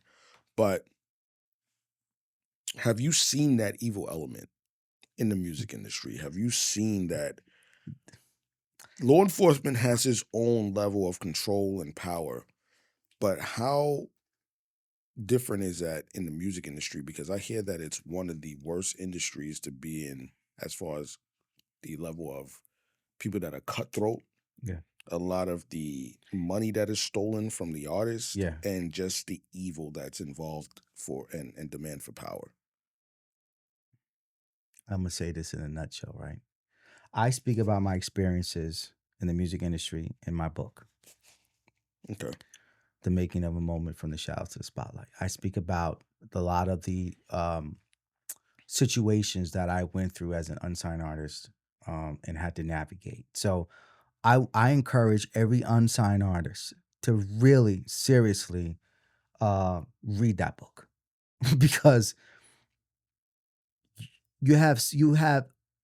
there's vultures in the music industry that prey on unsigned artists. Okay. Mm-hmm. And you'll have people with platforms that know people and have big relationships with industry executives or people with a name. And that's their way of manipulating the situation to get money. It's all a money grab. The whole unsigned artist, independent artist, it's a money grab. Okay, you could do 1 million shows in Manhattan. Yeah. Pay to perform. You wait there all night in the club. A long line of people performing tonight. You performing too. So you have a lot of this stuff going on, Lower East Side, Manhattan, Brooklyn, unsigned artist, indie showcase. Yeah. This record label exec going to be there. This label exec's going to be there. Sony, whatever. Any big attraction. You have all these judges there. They all getting paid. Every judge there is getting paid out of your money that you paid to sign up for that show. And you're going to do 1 million of these. And you'll never. I'm not trying to shoot down people's dreams, but I'm only trying to let people know I did this personally, and I navigated it personally. And it's a lot of lies, and you have to see through the veil, right? And that's basically, it's all smoke and mirrors. People are running these showcases for finances. It's not to further your career. Oh man, really? It's not to further your career at all. They don't care about you. They don't care that you have traveled 100 miles away, that you got $2 in your pocket, that you really want to be an artist. You can give your left leg for it, and you really want that deal. They don't care. They do not care. So you're thinking that you're gonna get your break at one of these events, and all they're doing is putting these events together. It's so that money grab. All money grab. Man. All the money grab. Now you'll have people like, what is he talking about? No, I know what I'm talking about. Because I know a lot of unsigned artists that if they watching this and they watch this, they're gonna feel like, yeah, man, I've been through my 100th show. I know what he's talking about. I've been through my 50th show. I know what I'm talking about. You could do all the shows in the world, but you can't listen. You can't get past a gatekeeper in the music industry. There's a lot of gatekeepers in the music industry. And I'm friends with some of them. But guess what? You don't have this, you don't get through the door. You don't have this, the fazoos, the paper, the money, the dinero. I can know 100 record label execs. But if you ain't got no money, payola's real. The record labels, you think unsigned artists, if you think you're going to the radio stations and you're staying down there and you got your demo tapes, you're still doing that, stop doing that to yourself. I hate it. I hate seeing that. I hate watching that happen. Or people waiting for DJs at the end of a show because they know they're playing there. Yeah. It's going in the garbage. You really got to have some money to move your craft. Okay. Stop waiting for the moment to come and start becoming the moment. That's what the making of a moment's about. So when people do get their major break, how does that happen if they don't have the money? If they do miraculously, right? They cut through. Yeah. They won. Somebody actually saw their potential. It's rare. Look at the music industry right now. Let's sit down. Stop for a sec. Let's stop for a second. Where's that last big act? I'm waiting. The last big act? Bad Bunny? Okay. Independent, heroic story, grinded. I mean, you got Russ. Russ is an artist who just, independent grind is, recent. You have a lot of independent artists right now. The music industry has changed. Yeah. Where it's an indie world. And it's a streaming world. Now there's so many avenues that you don't have to wait to become great or be a big thing. There's so many platforms that you can get on that you can make your moment. Yeah. Social media. Social media is powerful. All you have to do is stay off the internet, like I said earlier.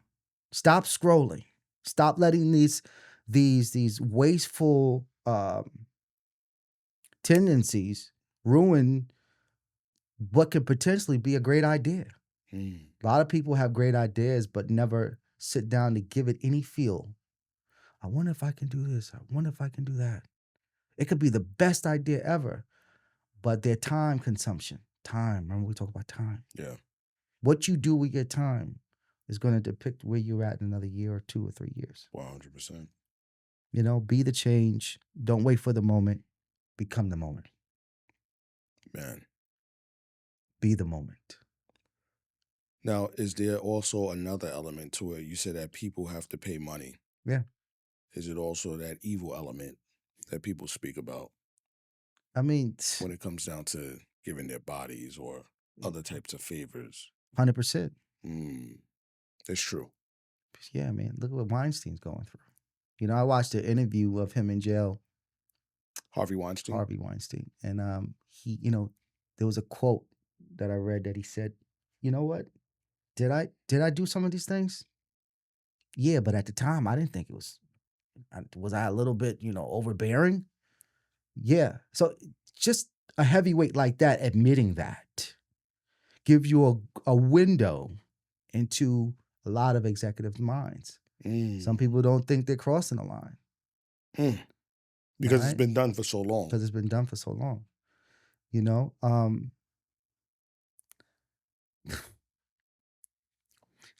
The music industry, the film industry, Just entertainment. just entertainment in general. You have your set pocket of people, right? Yeah. And that dictate and that orchestrate and that determine who gets through the door. Vultures. Yeah. Nope, you're not getting through the door. You're getting through the door. But what are you giving up to get through the door? What does that usually consist of? Your soul. Your soul. In what way? Oh man. We're sitting here. We're sitting here. We're talking. We're communicating. We're in the vessel. This is our vessels moving around, right? Inside, it's the soul. What are you willing? What is this willing to give? The soul is what makes the person. Sure. The soul is what makes the energy. Is what makes everything going. You know, without the soul, my body can't move. Right. So Correct. if you're willing to give up, basically your whole being, is what I'm saying. That's what it is. To be controlled by these people that want to Your make money whole from your whole self. Right? You're just not you anymore. You're not you anymore. You're just an instrument. That's it. Right? Because the soul is what makes the vessel move. Man. You're willing to give that up, then you have nothing. How long did it take for you to figure this out?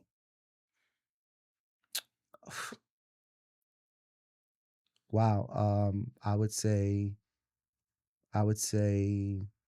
maybe 8 years in.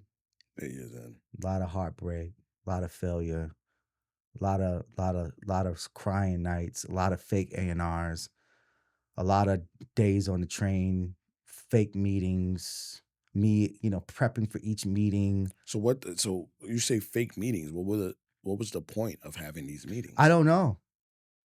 You know, that's the question I ask myself. Why do this? Why get somebody who's genuine? I was at the library printing out stuff and printing out stats on my songs, and I took pride in my meetings. Why crush somebody with lies and the facade that you can maybe help them and you can't? Why do that? Why mislead someone? And I never understood it. I think for me, it got to a point where it was like, you know what? I want to know what they do. I want to know how you run a record label. I want to know how you do that. I want to know about publishing. I want to know about my publishing. I want to be the brand. I want to be the label. I want to understand how this thing works. And that's what I did. I took a step back and learned the business.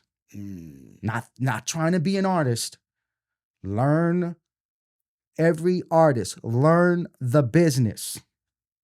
Learn the music business. And with that being and how to navigate. Okay. And with that being said, that's when you decided to take another stab at it? Yeah, but from ownership. Owning my own company, owning my own brand, and releasing my own stuff and not allowing the narrative that I want to blow up one day or I want to get signed to a major label to control my thoughts and my feelings. Got you. Now it's just because I own this. So whenever it happens for me, it happens. Yeah. So let's talk about this song that you created. Yeah, doing that. Doing that. Doing What's the that. inspiration behind it? Was none. I wrote it in COVID. And it was when I got this record from a producer I used to do loss prevention, and shout out to Max. And he we bonded at the time on music, and he gave me a beat pack, and I wrote it in COVID, and then COVID happened, and then I ran into a friend of mine that I used to do music with, and he helped me rewrite it. And next thing you know, I'm sitting down with Picture Perfect from World Star, who's a major video director for a lot of mainstream artists. Okay. He has a lot of hits. Fivio Foreign, Cardi B, French Montana. He's New York based? Yes. And World Star, A&R executive. And a good friend of mine too. Okay. He, met up with him one night, flying out from LA, comes back to New York. We do dinner. I'm like, yo, I got this new song I want you to shoot the video for. He said, let me hear it. And it was like, all right, I'll shoot it. I think it'll be dope. He said, you need a different look. You never had an industry look before. What kind of looks did you have in the past? Independent. That independent look, Yeah. Not that industry look. Okay. There's a certain industry look. Standard. Yeah, industry standard look. Yeah. And Picture gave me that. You used that term when you walked in here, and I appreciate that. Yeah, 100%. Yeah. There's an industry standard look. Thank you. That video gave. Got you. And I got it. I knew I would be able to get it from him. Okay. Because of all of his videos he shot for major artists. So this was my first major look. And then, we didn't know at the time, because, the video director and the producer, they're hiring the casting agency. I have nothing to do with that. When you pay them to do the video, they're like, all right, we're going to get the models for you. We got everything. Yeah. You just come. You just show up. They got the concept. They do the treatment. Of course, I run it through them. They'll show you and you be like, okay. Oh, yeah, this going to work. This right. Yeah. The girl that I had for the video, she didn't show up. What so happened? Their scrim, I don't know. To this day, I don't know. She couldn't make it for whatever reason. That's God, though. Yeah, because without that little hiccup, there would be no making of a moment. Okay. I think about it like that. Right? Of course. And then when you're a man of God, you tend to think of things. Yeah, in that way. Right. Yep. So that little change of events at the last minute on the video set brought Melissa Mercado to the video set. That last minute call to the casting agency, hey, we need another model here. And then I had to choose between like 2 or 3 photos, I think. And I chose Melissa. Why? I didn't know who Melissa was at the time. I didn't know her name. Yeah. I chose Melissa. Is there any reason why? Did she have a certain look that you? She had a beautiful face. Good. It was a headshot. So I'm like, oh wow, she's attractive. She stood out. She stood out. Yeah. And I'm like, this probably is going to work great for the camera, because you got to think about it as an artist, not as like, you're trying to get in somebody's pants. Like, you're professional. Professional look. Or you should be. Right. Well, you should be. Yeah. Right. And okay. She has the look. That's what I mean. Like, she has a look. This one has a look that's attractive to the camera that I think viewers would want to see. Photogenic. Photogenic. You got to have that type of insight. Sure. So I had that insight when I saw Melissa. And she comes and she's ready to go. We shoot. And, and then a month after it's out, I'm getting a couple calls from the media and, hey, did you know that Melissa Mercado was an SVU detective? And I'm like, who's the first media outlet to contact you? Daily Mail. Yeah. Was that UK based? Yeah. but once it hit that, it exploded. Yeah, once Daily Mail got it, then Post and Times, and Everybody else was on top of it, Mm. you know. And then the regular social media ones, you know, Hollywood Unlocked and TMZ and Jasmine TMZ? Brand. Yeah, yeah, yeah. So that was like a different situation for me. What did that do for you? Like, when you found that out, what were you thinking? Were you like, this is good publicity for me? No, I was I was a nervous wreck. Why? Did that put more pressure on you? It did Mm. to figure out how to capitalize off of something I wanted for so long. Mm. Yeah, Yeah. yeah, right there in a nutshell. Wow, man, this is what you wanted, man. This is what you dreamed of. Yeah. What do you do? Were you also thinking about how it affected her? Yeah, I spoke to Melissa quite frequently during that time Mm. that I didn't speak about in the documentary. Okay. To And kind of keep that, to yeah, keep her integrity, right? yeah, I did. She went through a tough time. I, I think we both did, but her more so why you?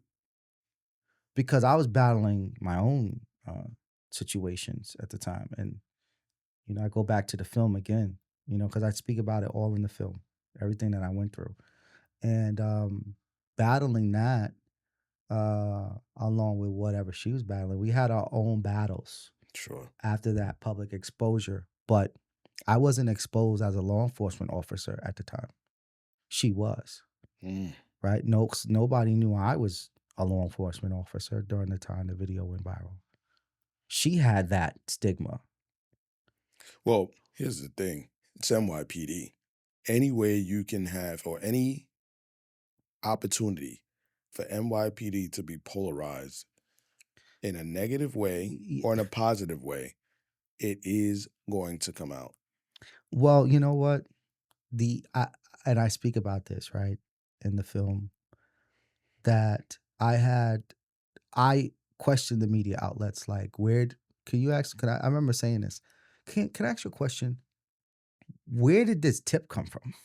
Where did y'all get this information? The agency, the NYPD, picks up the phone and calls these media outlets. Yeah. I mean, that's rough, and that's from a reliable source. Hmm. Yeah. So you have to think about what was Melissa's relationship with some people on the force that they saw it. Her coworkers saw this video, and they decided to try to ruin her character and her career. That's what they aimed at doing. Yeah. Which was extremely vicious. And Then the blue media, line. Then blue line, right? yeah, And then the way that they try to twist it is like, oh, she's a police officer. Hmm. She's not being professional. Well, listen, not everybody knew that until you blew it up, until you said something. Right? Yeah. Nobody knew. Yeah. So yeah, that happened. Mm. And you know, Melissa went through what she went through, and she still has not publicly spoken to this day. Good. She And I shouldn't. don't think she needs to. Is she still on the job? Yes. Good. She shouldn't. She shouldn't have to explain herself. No. I don't even think it's explaining herself. You know, I just think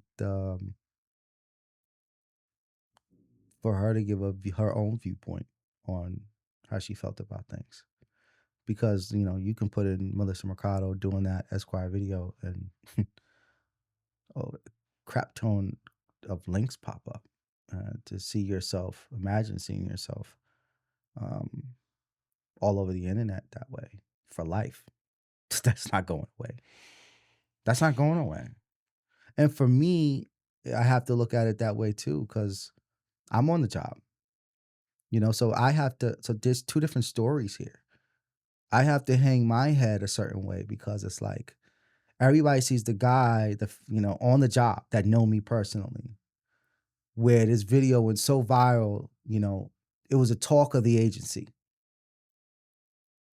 And it was a talk of it, and you're throwing up dollar bills and What are the chances? I'm sorry to interrupt. What are the chances that both of you are in law enforcement? I speak about that in the film. I think I made a statement. I said, I just thought that was really strange. Yeah. But yeah, I don't know how that happened. Mm-hmm. I don't know. I wish I could tell you. Yeah. It just happened.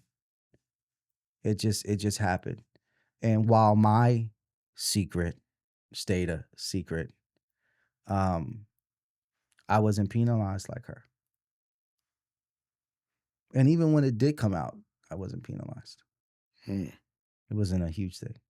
How did people start to find out from your agency? The music video. Now, I know it was a music video, but there were people that were actually, well, did they find out as a result of it exploding because of her? Yes. Okay. Yeah. So, I mean, once that went everywhere, I mean, it was everywhere. Mhm. It was like Okay. everywhere. It was like everywhere. It was Yeah. like the talk of New York, right? Mhm. You know, anywhere you can have that being spoken on the Breakfast Club and Joe Budden podcast. And yeah, I mean, you know, and then I know Jason Lee spoke about it a little bit. I was at home watching all of these podcasts and watching what they were saying about me and, you know, not talking about me, you know, as an artist. And the attention just went to Melissa. It was kind of like, man, what about my craft? You work hard for it, you get a moment, but it's not your moment. It's just, I was dealing with my own mental battles with that situation. Mm. And it was like, man, like you worked so hard for 15 years to do music and that's not your moment. So I had to find out what my moment was. What was that? What was my purpose? Why did this happen? I remember praying so much like, this is not fair. Yeah. Why did you let me taste it but can't hold it? Let me ask you this real quick before we get into that, because that's gonna go deep. Yeah. Are you able to discuss what it is that the job did to her, or what type of action they took against I her? don't know. That's Okay. NYPD.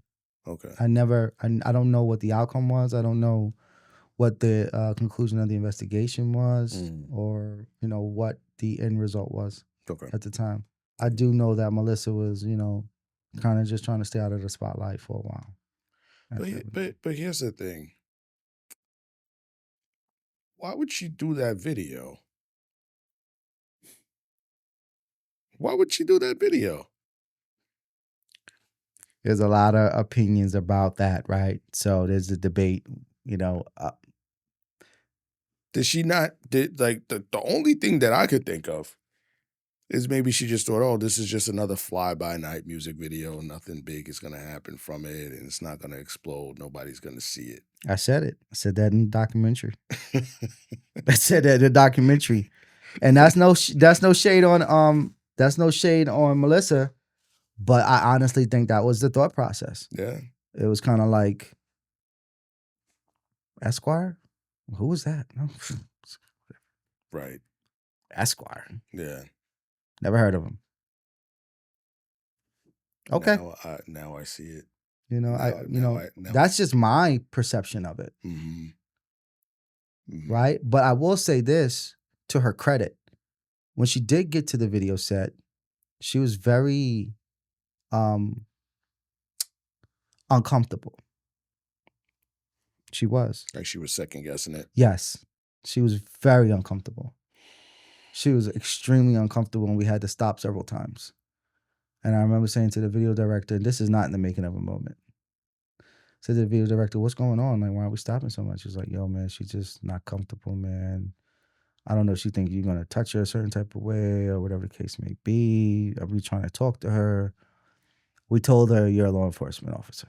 I said, what? He said, yeah, just to make her feel more comfortable. So she knew who I was at the time of the video set. Because the video director and the producer, they knew my identity. It's like almost being Superman, right? Clark Kent. You know, but I'm like, why'd you? And I got kind of a little angry at them. I'm like, why'd you do that? Like, yeah. Why don't you tell her that?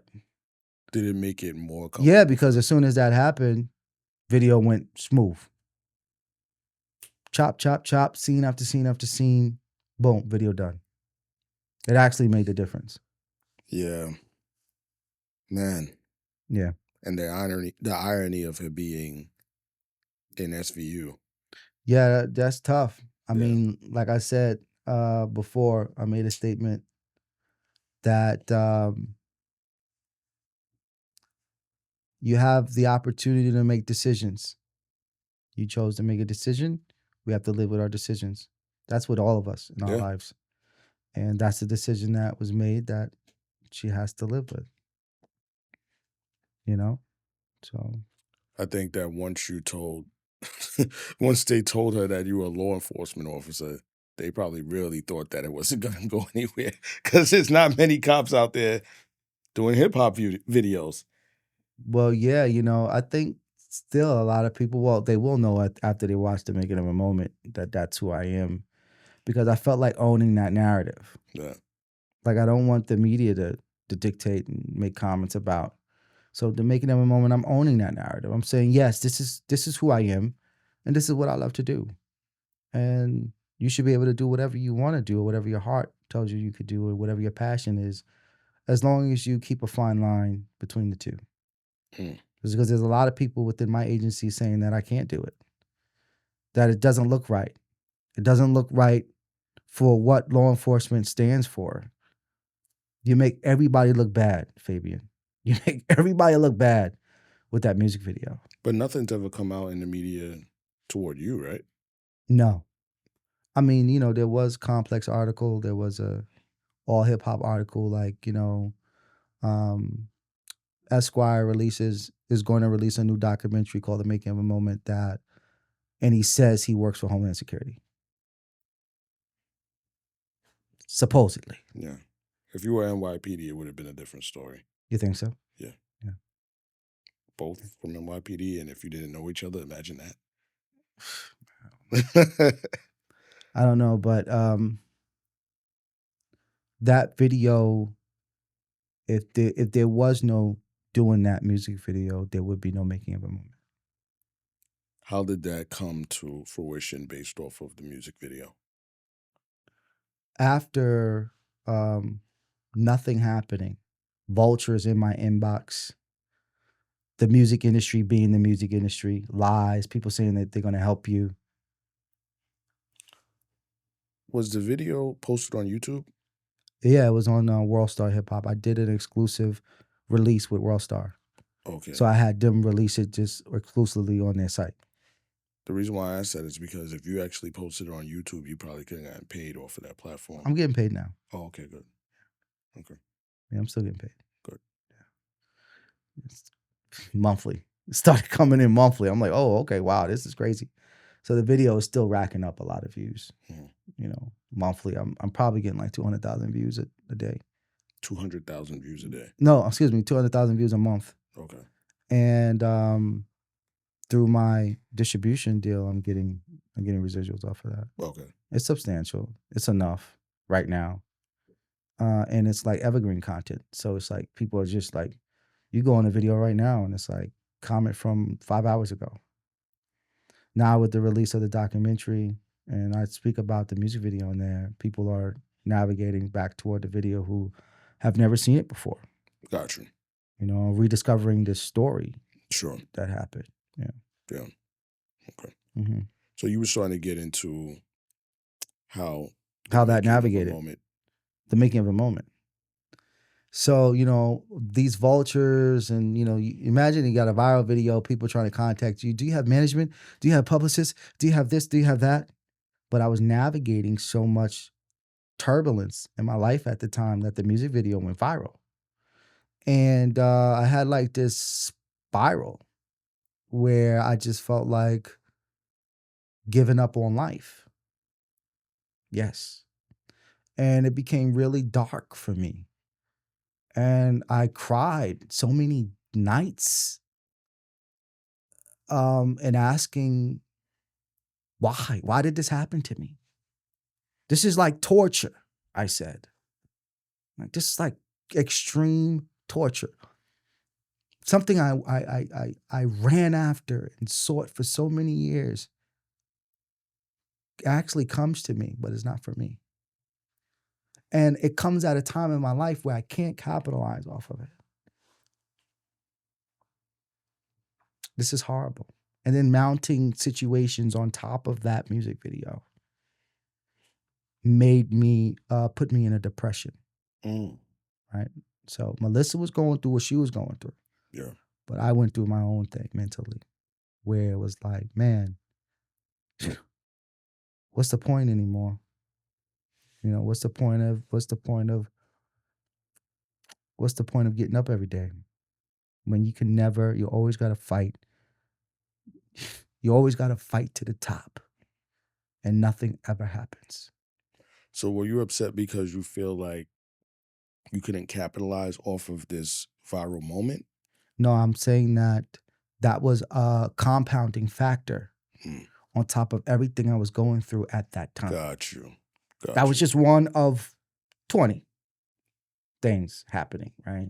Earlier you mentioned that you had some health issues. So it was the health, it was the finances, it was work, it was a viral music video, and it was like all of my personal circumstances did not put me in a position to capitalize off of that moment. Got you. When it came.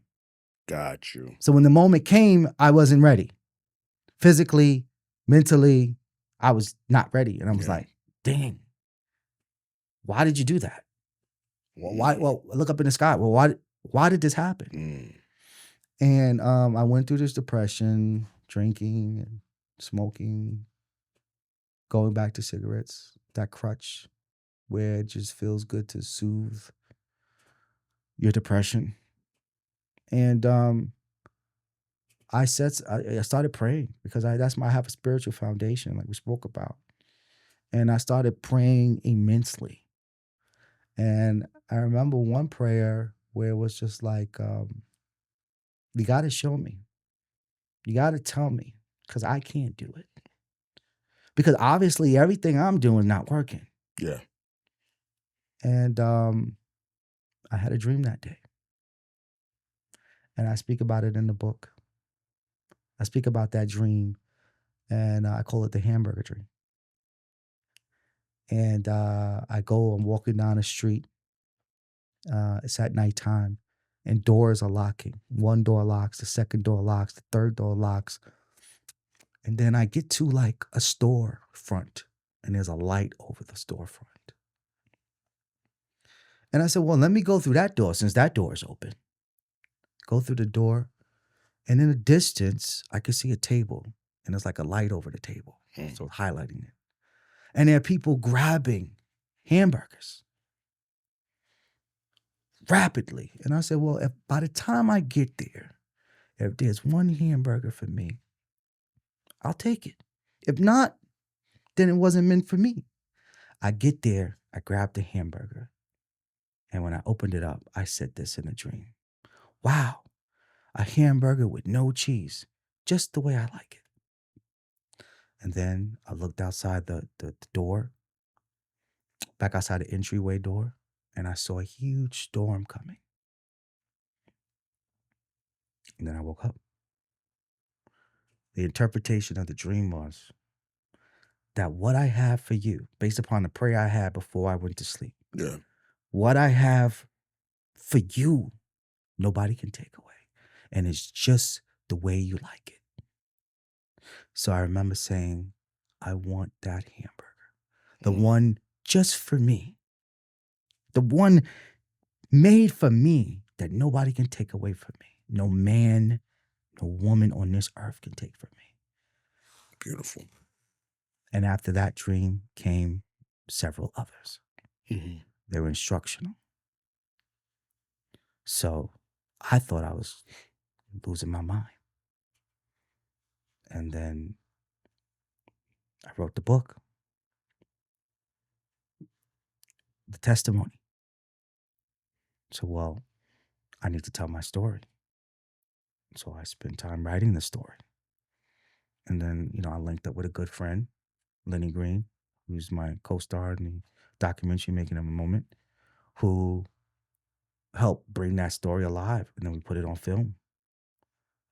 And, and then throughout the time of doing that situation and those vultures, I had somebody saying that they were, I had a meeting with the A&R at Def Jam, but it was one of those virtual meetings. Scam, by the way.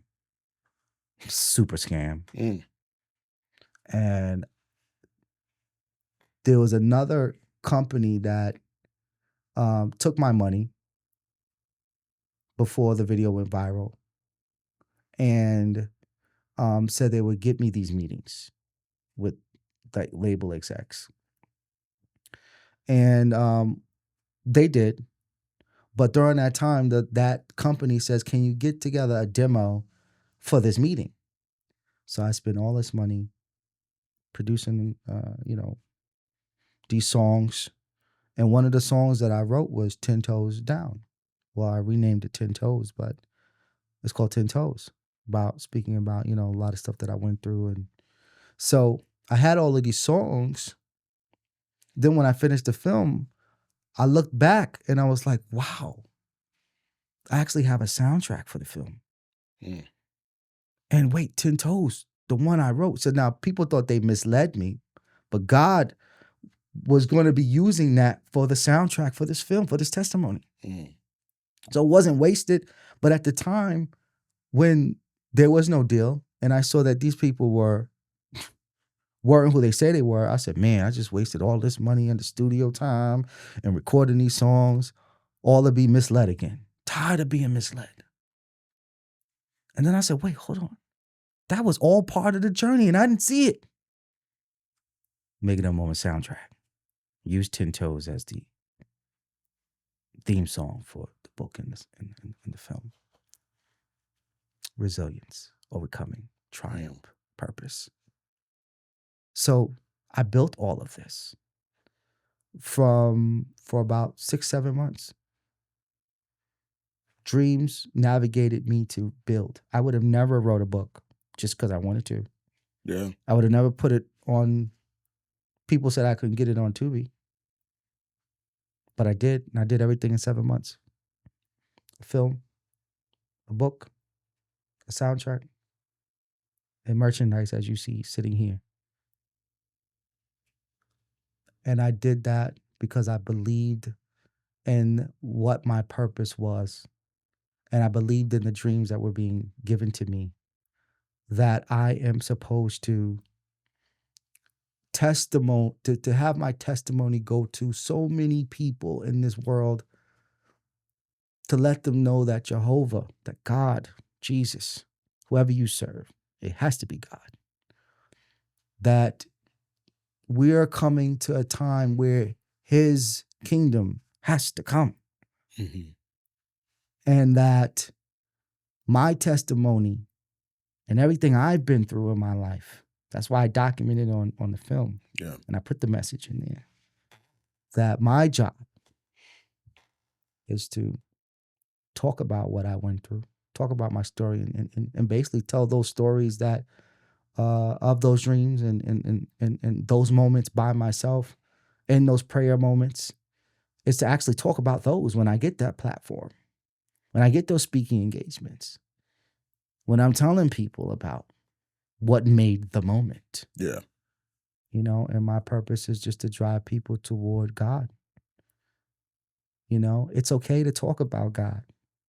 It's not, this phobia or this, oh my God, it's okay. Yeah.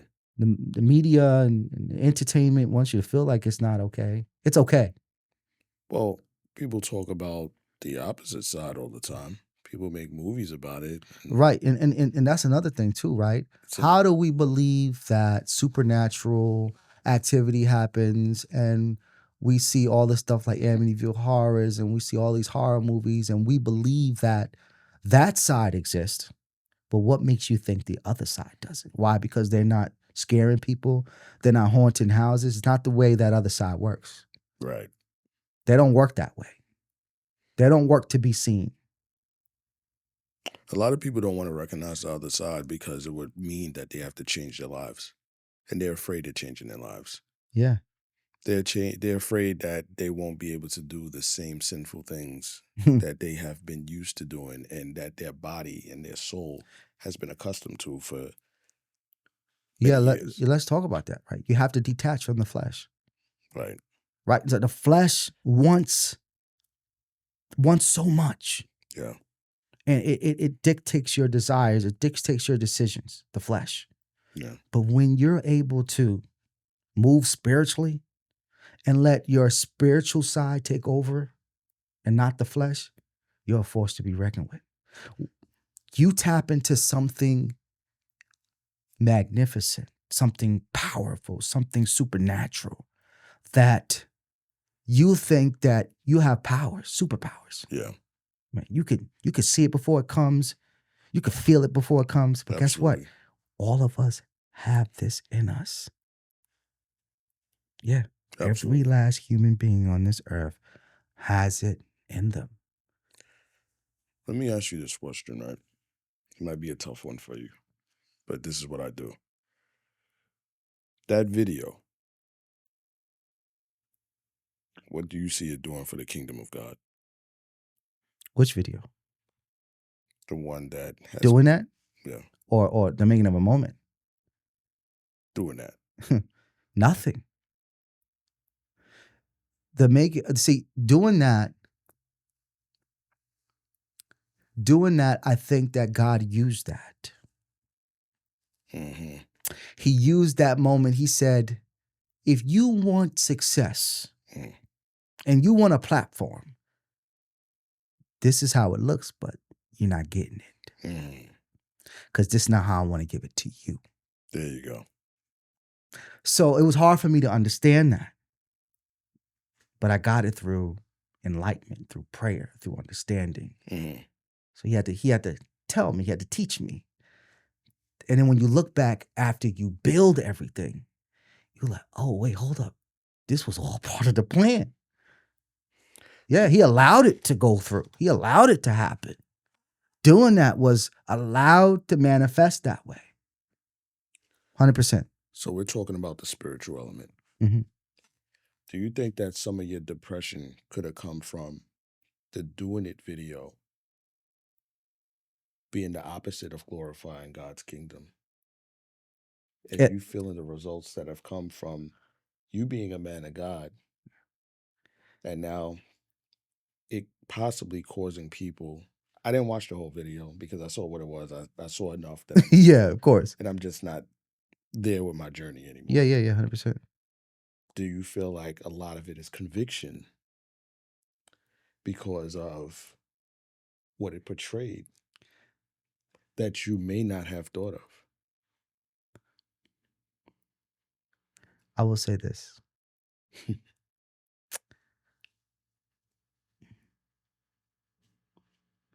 When I look back at that video, and I look back at, let's say I actually got the moment. Now, I speak briefly about everything I was going through, physically, my health. God knew if I got that moment, it probably would have killed me. It would have took me out. I was already weak. I wasn't even spiritually where I'm at today. How long ago was this? A year ago. A year ago? Yeah. Okay. God can change your life quickly. Yes. Okay? Quickly. The power. A day is equal to 1,000 years, and 1,000 years is equal to a day. He could change it like overnight.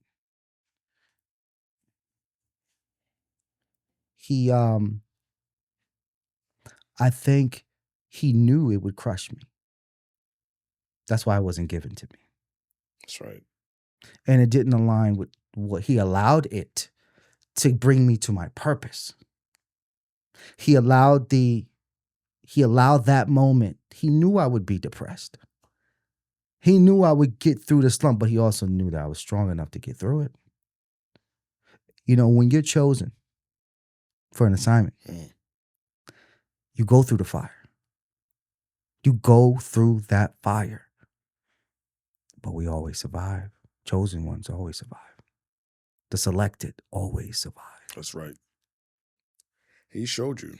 Oh. He said, you want to keep chasing? You want to keep chasing? You want to keep chasing? I'm going to give you what you want. But you're going to do it this way. I'm going to give you what you want. But it's not going to pan out the way that you thought. That you thought it was.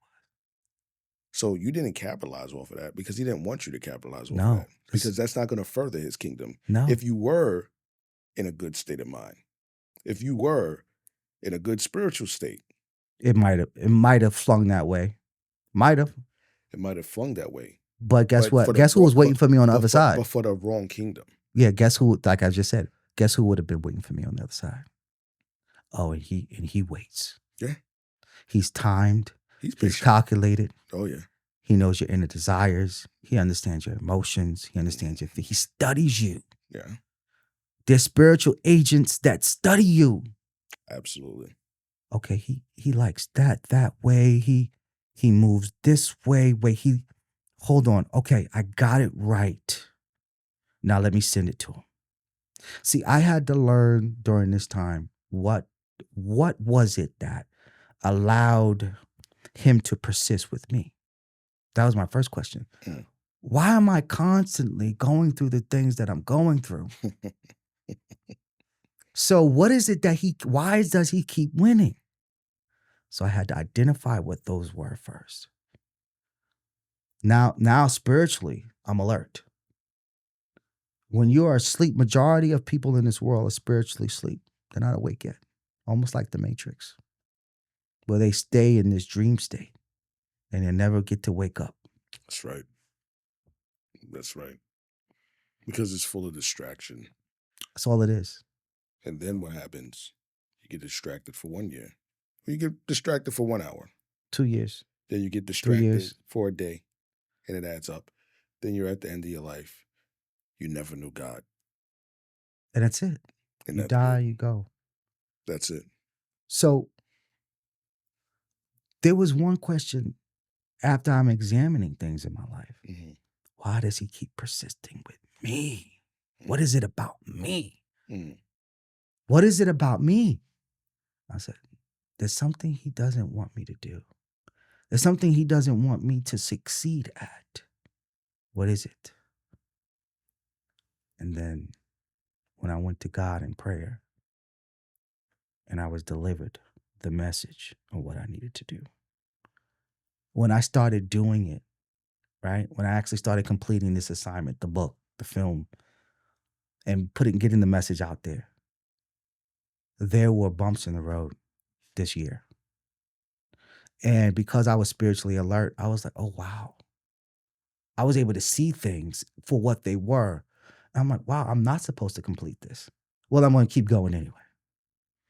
Oh, there was a journey and obstacles to get the book done. Oh, now I know why. Yeah, the enemy. This message can't come out. He can't save anybody with this message. Mm. He can't save somebody from suicide because he was suicidal. Mm. He can't say, he cannot. He seeks to devour and conquer. Kill. It says devour in the Kill. Bible. Kill. He doesn't Steal, care and about destroy. human beings. He doesn't care about human life. Yeah. So all he wanted to do was destroy. How did you get through those moments where you wanted to end your life? Prayer. Without a strong, let's go back to how I was raised. Without having that foundation, I wasn't able to battle those thoughts. Because when your health is stricken and you feel like Job, right? And you feel like they can't go on, you want to curse God. Mm. That's how I felt. That's right. With the video and everything that was going on and my health. And I didn't, because I understood what was happening. And I remember one day I said, these thoughts aren't normal. They don't originate with God. That's right. And he wouldn't want you to do that right now. Mm. So I wouldn't say I was suicidal. I would just say I was going through a dark time. Because you had mentioned suicide. That's why I asked. Yeah, suicide, meaning like, let's say I didn't have a spiritual foundation. Mm. Law enforcement is the highest rate of suicide. Blow your head off, right? Yeah. Just end it right there. Yeah. Recently had an officer not too long ago, 2-3 months ago, that committed suicide. You would never know he was going through anything. Our agencies. That was in your agency? Yes. Yeah. Can I ask you a quick question in regards to that? What are some of the struggles that you commonly find amongst members that are in your agency that may draw them to depression, suicidal thoughts? You would never know. You just wouldn't know. Because with the NYPD, one of the things that I would say is a lot of people, first off, they see a lot of things out there in the street. But not only that, but people don't see their families often because of the schedule. and that could really take away from their foundation, or they Yeah. might not be able to build a foundation in church or with Christ because a Right. lot of their time is taken up with forced overtime and things like that. Right. If they really want to make a way, it can be done, but a lot of them, it could still be very tough. Right. And I find that's a commonality amongst many people in the NYPD, right? Because of that schedule, it could cause mishap in relationships and marriages and things like that, and um, develop into different coping mechanisms: pornography, sexual impurity, gambling, alcoholism, things like that. Distractions. It's Right. all what he uses. Those are tools. Right. So in your agency, do you find that there's a common theme that draw people to a dark place?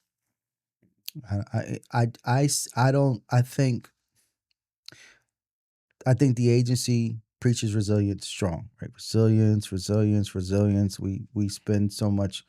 They spend a lot of time in preaching that and different programs and stuff like that you could reach out to. But it's the people that they are hiring in these positions at the job, upper management. They don't really believe in it. No, because if you're going through something, write them up. You know, we can preach that on the corporate level, headquarters. But you got people with their own agenda, their own personal feeling, their own personal feelings. I don't like the guy. He's just lazy. He don't want to come to work. Okay? They might be really going through something, and they'll put you through the ringer. I've been through it. What does that ringer look like? They don't care. They don't practice what they preach. Yeah. I might as well just end it. Yeah. But Yeah. what is their process? When you say they'll put you through the ringer, what does that look like? I mean, it's anything but showing compassion or understanding is what I'm saying. Okay. For whatever it is that you're going through. I ask that because NYPD, they'll take you off the job, they'll modify you. There's a process that they go through. Yeah. If you're dealing with alcoholism, you have to go to. Well, I'm saying, let's say you're not vocal about it. Yeah. And it's clear something's going on. Mm-hmm. You might have some people that just won't see the signs. And let's say I'm just kind of person that just keeps to myself. I'm not a very vocal person. And then one day you have to show up to my house because I didn't report to work. And you got to do a wellness check. And I'm not responsive.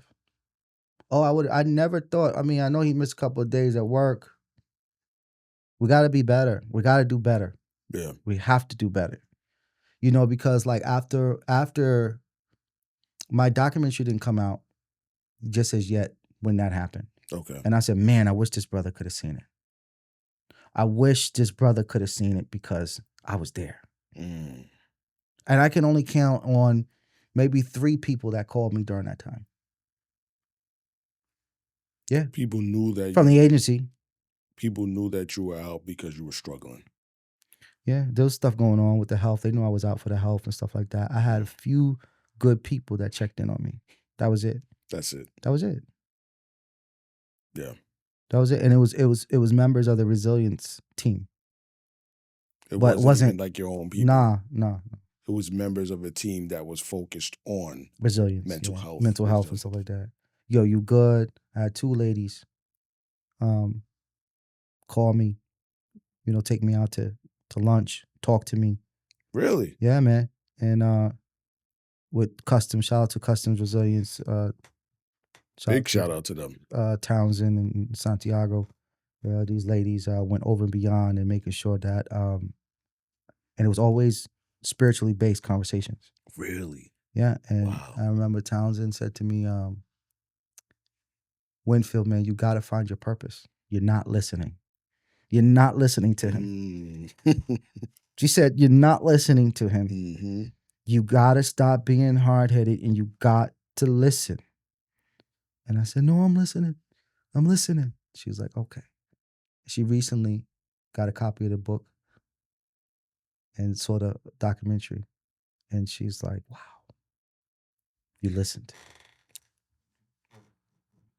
Do you think that a lot of your resistance stems from your upbringing with your dad? Resistance, what do you mean?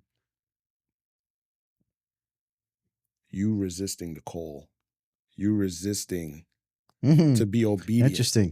Interesting. Because your father figure, we have a heavenly father, we have an earthly father. a lot of people don't come to the Heavenly Father because, like, many of those people that live in Hempstead, they don't have a real father. Correct. They don't even How go could to the they- Heavenly Father. How can they attach with somebody that Higher. they can't see if they never had a relationship with somebody that they could or never knew them? Right. Your case. Earthly father, authoritative, pushback, pushback, pushback. I don't like the authority. That becomes your foundation. That becomes your basis Mm-hmm. to your life in connection with your Heavenly Father. Do you think that's possible? No. I think it was more or less my desires, my demons I was struggling with. Because like I said earlier, remember I said I would sit up in service, religious service, and say, you know, I'm not going to dedicate my life to God if I want to live my life a certain type of way. So I've always kept that within me. So I think for me, it was like I never wanted to disappoint him. And if I was going to do something full-fledged, I was going to do it. And I wasn't ready. I just wanted to do whatever I wanted to do. It wasn't that I was resisting. Yeah. It was just kind of like, I believe in him. I love him. I would do anything for him. I pray to him all the time. And I always think that that was my 1 foot in, 1 foot out my whole life. Wouldn't you say that's kind of equivalent to your relationship with your dad, though? You loved your dad. You cared about him. Right. But you still wanted to do what you wanted to do. It's not that you hated him. Right. But you said, I'm going to live my life on Phabian's terms. Right. It's kind of similar. Right. Yeah, I guess so. Right? Yeah, 100%. Yeah. But the greatness of it is that it's not too late. The greatness is that you're there now. The greatness is that you have that connection. The greatness is that we're having this conversation so that we can kind of understand what's going on beneath it. Right. And get back to, that's why sometimes we have to go back to the past and we have to dig up those things. Yeah. And that's why I start out with asking you about who you are, Right. what your household was like. Right. Because it gives me a better understanding of who you are. So when we get to the end of this podcast and understand where you're now fulfilled and your connection with God and your resistance, why that happened. Right. That's what it is. Okay. Right. Yeah. That's not from me. It's not from me. It's me. I'm the vessel. Right. That's what the Holy Spirit gave me. 100%. And I'm here to share it. That's it. That's it. I think we as humans, we need to, I tell you what the fight is. The fight for us would be to believe in something we cannot feel, we cannot touch, we cannot see, which is called faith. Having that faith is what's going to power you through. Now, the adversary will use that leverage because we don't never know when God's timing is, right? So let's say we have this faith that things are going to happen. 2 years pass by. Guess what starts to enter? Doubt, fear. And when doubt enters the mind, that's the adversary knocking on the door. He's not going to do this for you. Just pick up the cigarette. Don't stay clean. Don't worry. He lied. Yeah. It's never going to happen. And when you start getting thoughts like that, that's the battle. That's the spiritual warfare. That's the internal spiritual warfare that I went through, making of a moment. So let me be clear about that. I went through that. It'll never happen. Why are you putting that on TV? Nobody's ever going to watch it. You going to put it where? You crazy. These are the thoughts. You got to snap through it. Yeah. Why are you writing that book? But this what's sounds crazy? Stupid. What's crazy is that it's not just the inner thoughts, but in a day and age like today, where in order to spread your message, right, you have to use social media. Yeah. So then you have the people on social media that are working for the adversary. Yeah. And doubling down on those negative seeds. Why are you doing this? You're embarrassing law enforcement. Or somebody like me. Lenny, you have no reason to be talking about this. You didn't do 20 years. You only did 17. You hated the job. Why are you still talking about it? I don't think we hated the job or we hate the job. I just think that when you're on a path and you feel as though your purpose is bigger than the job, then that's what it is. Yeah. Because let me tell you something. Whatever the purpose is and whatever your journey or whatever your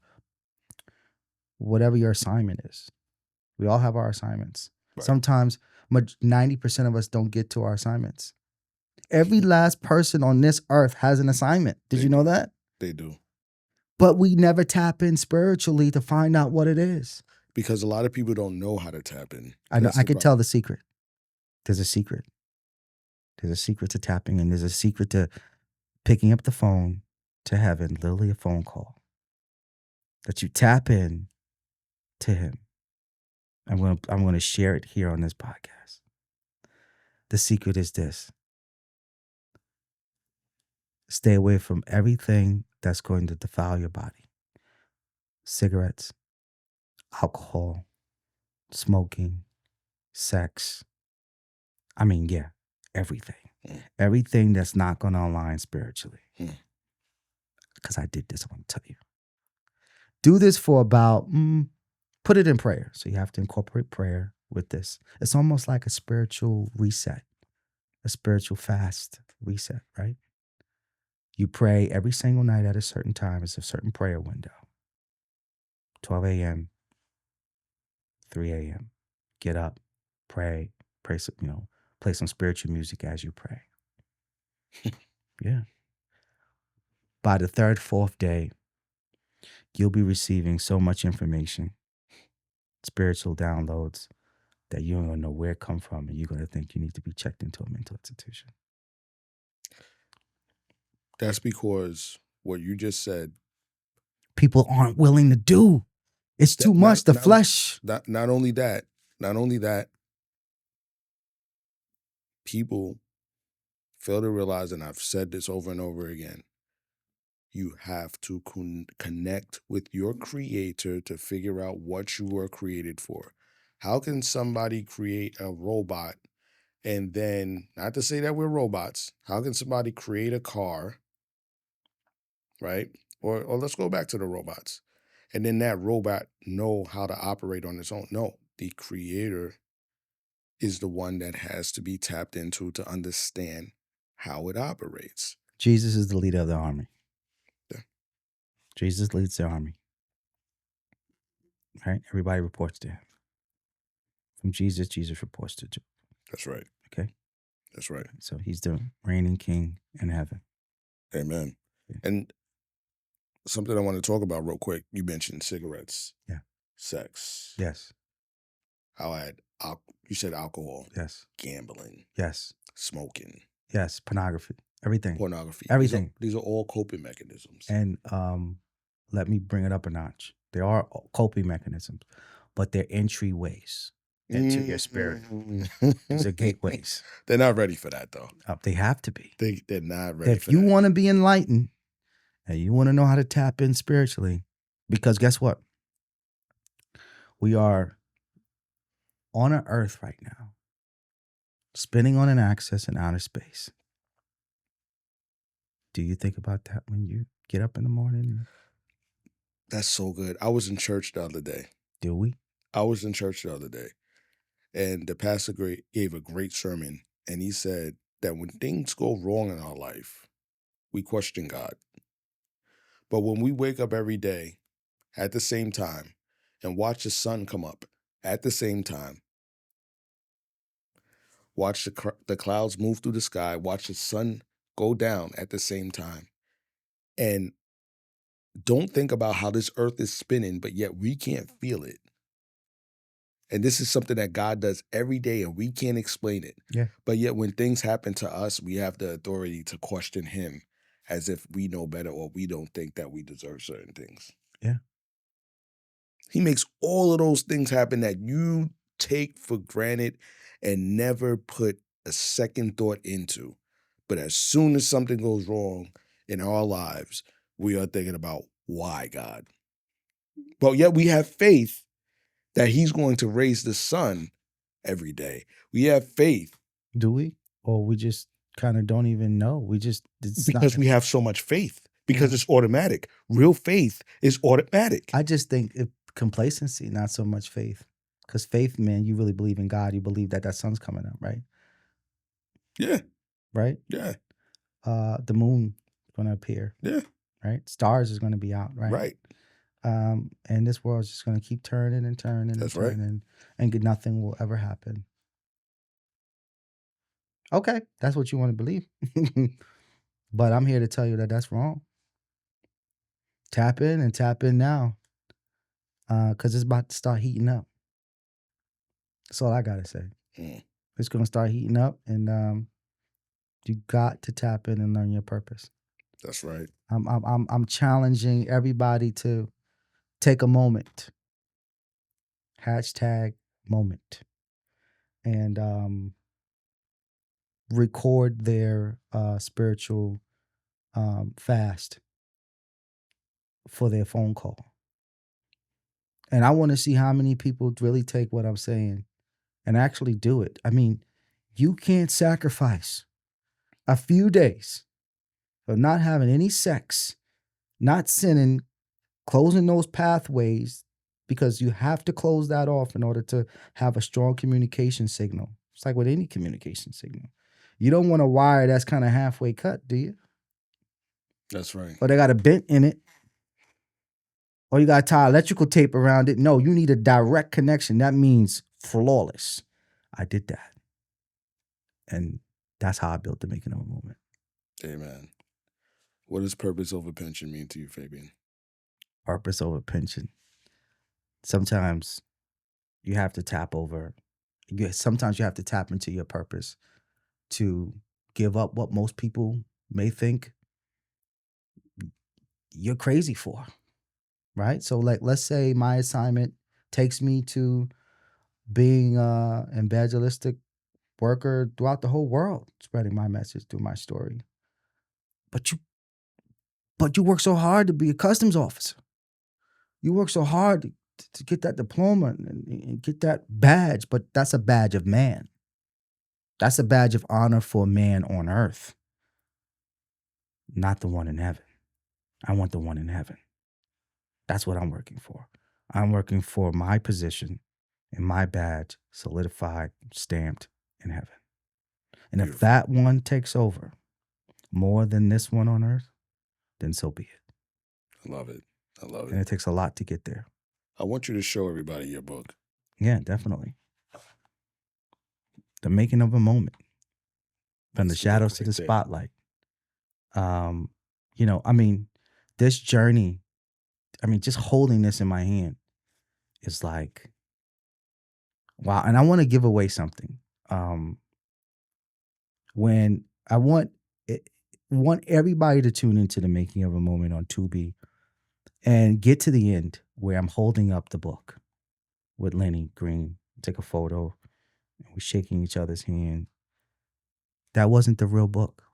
It was a prop book. I had printed out the cover and put it around a blank memo book.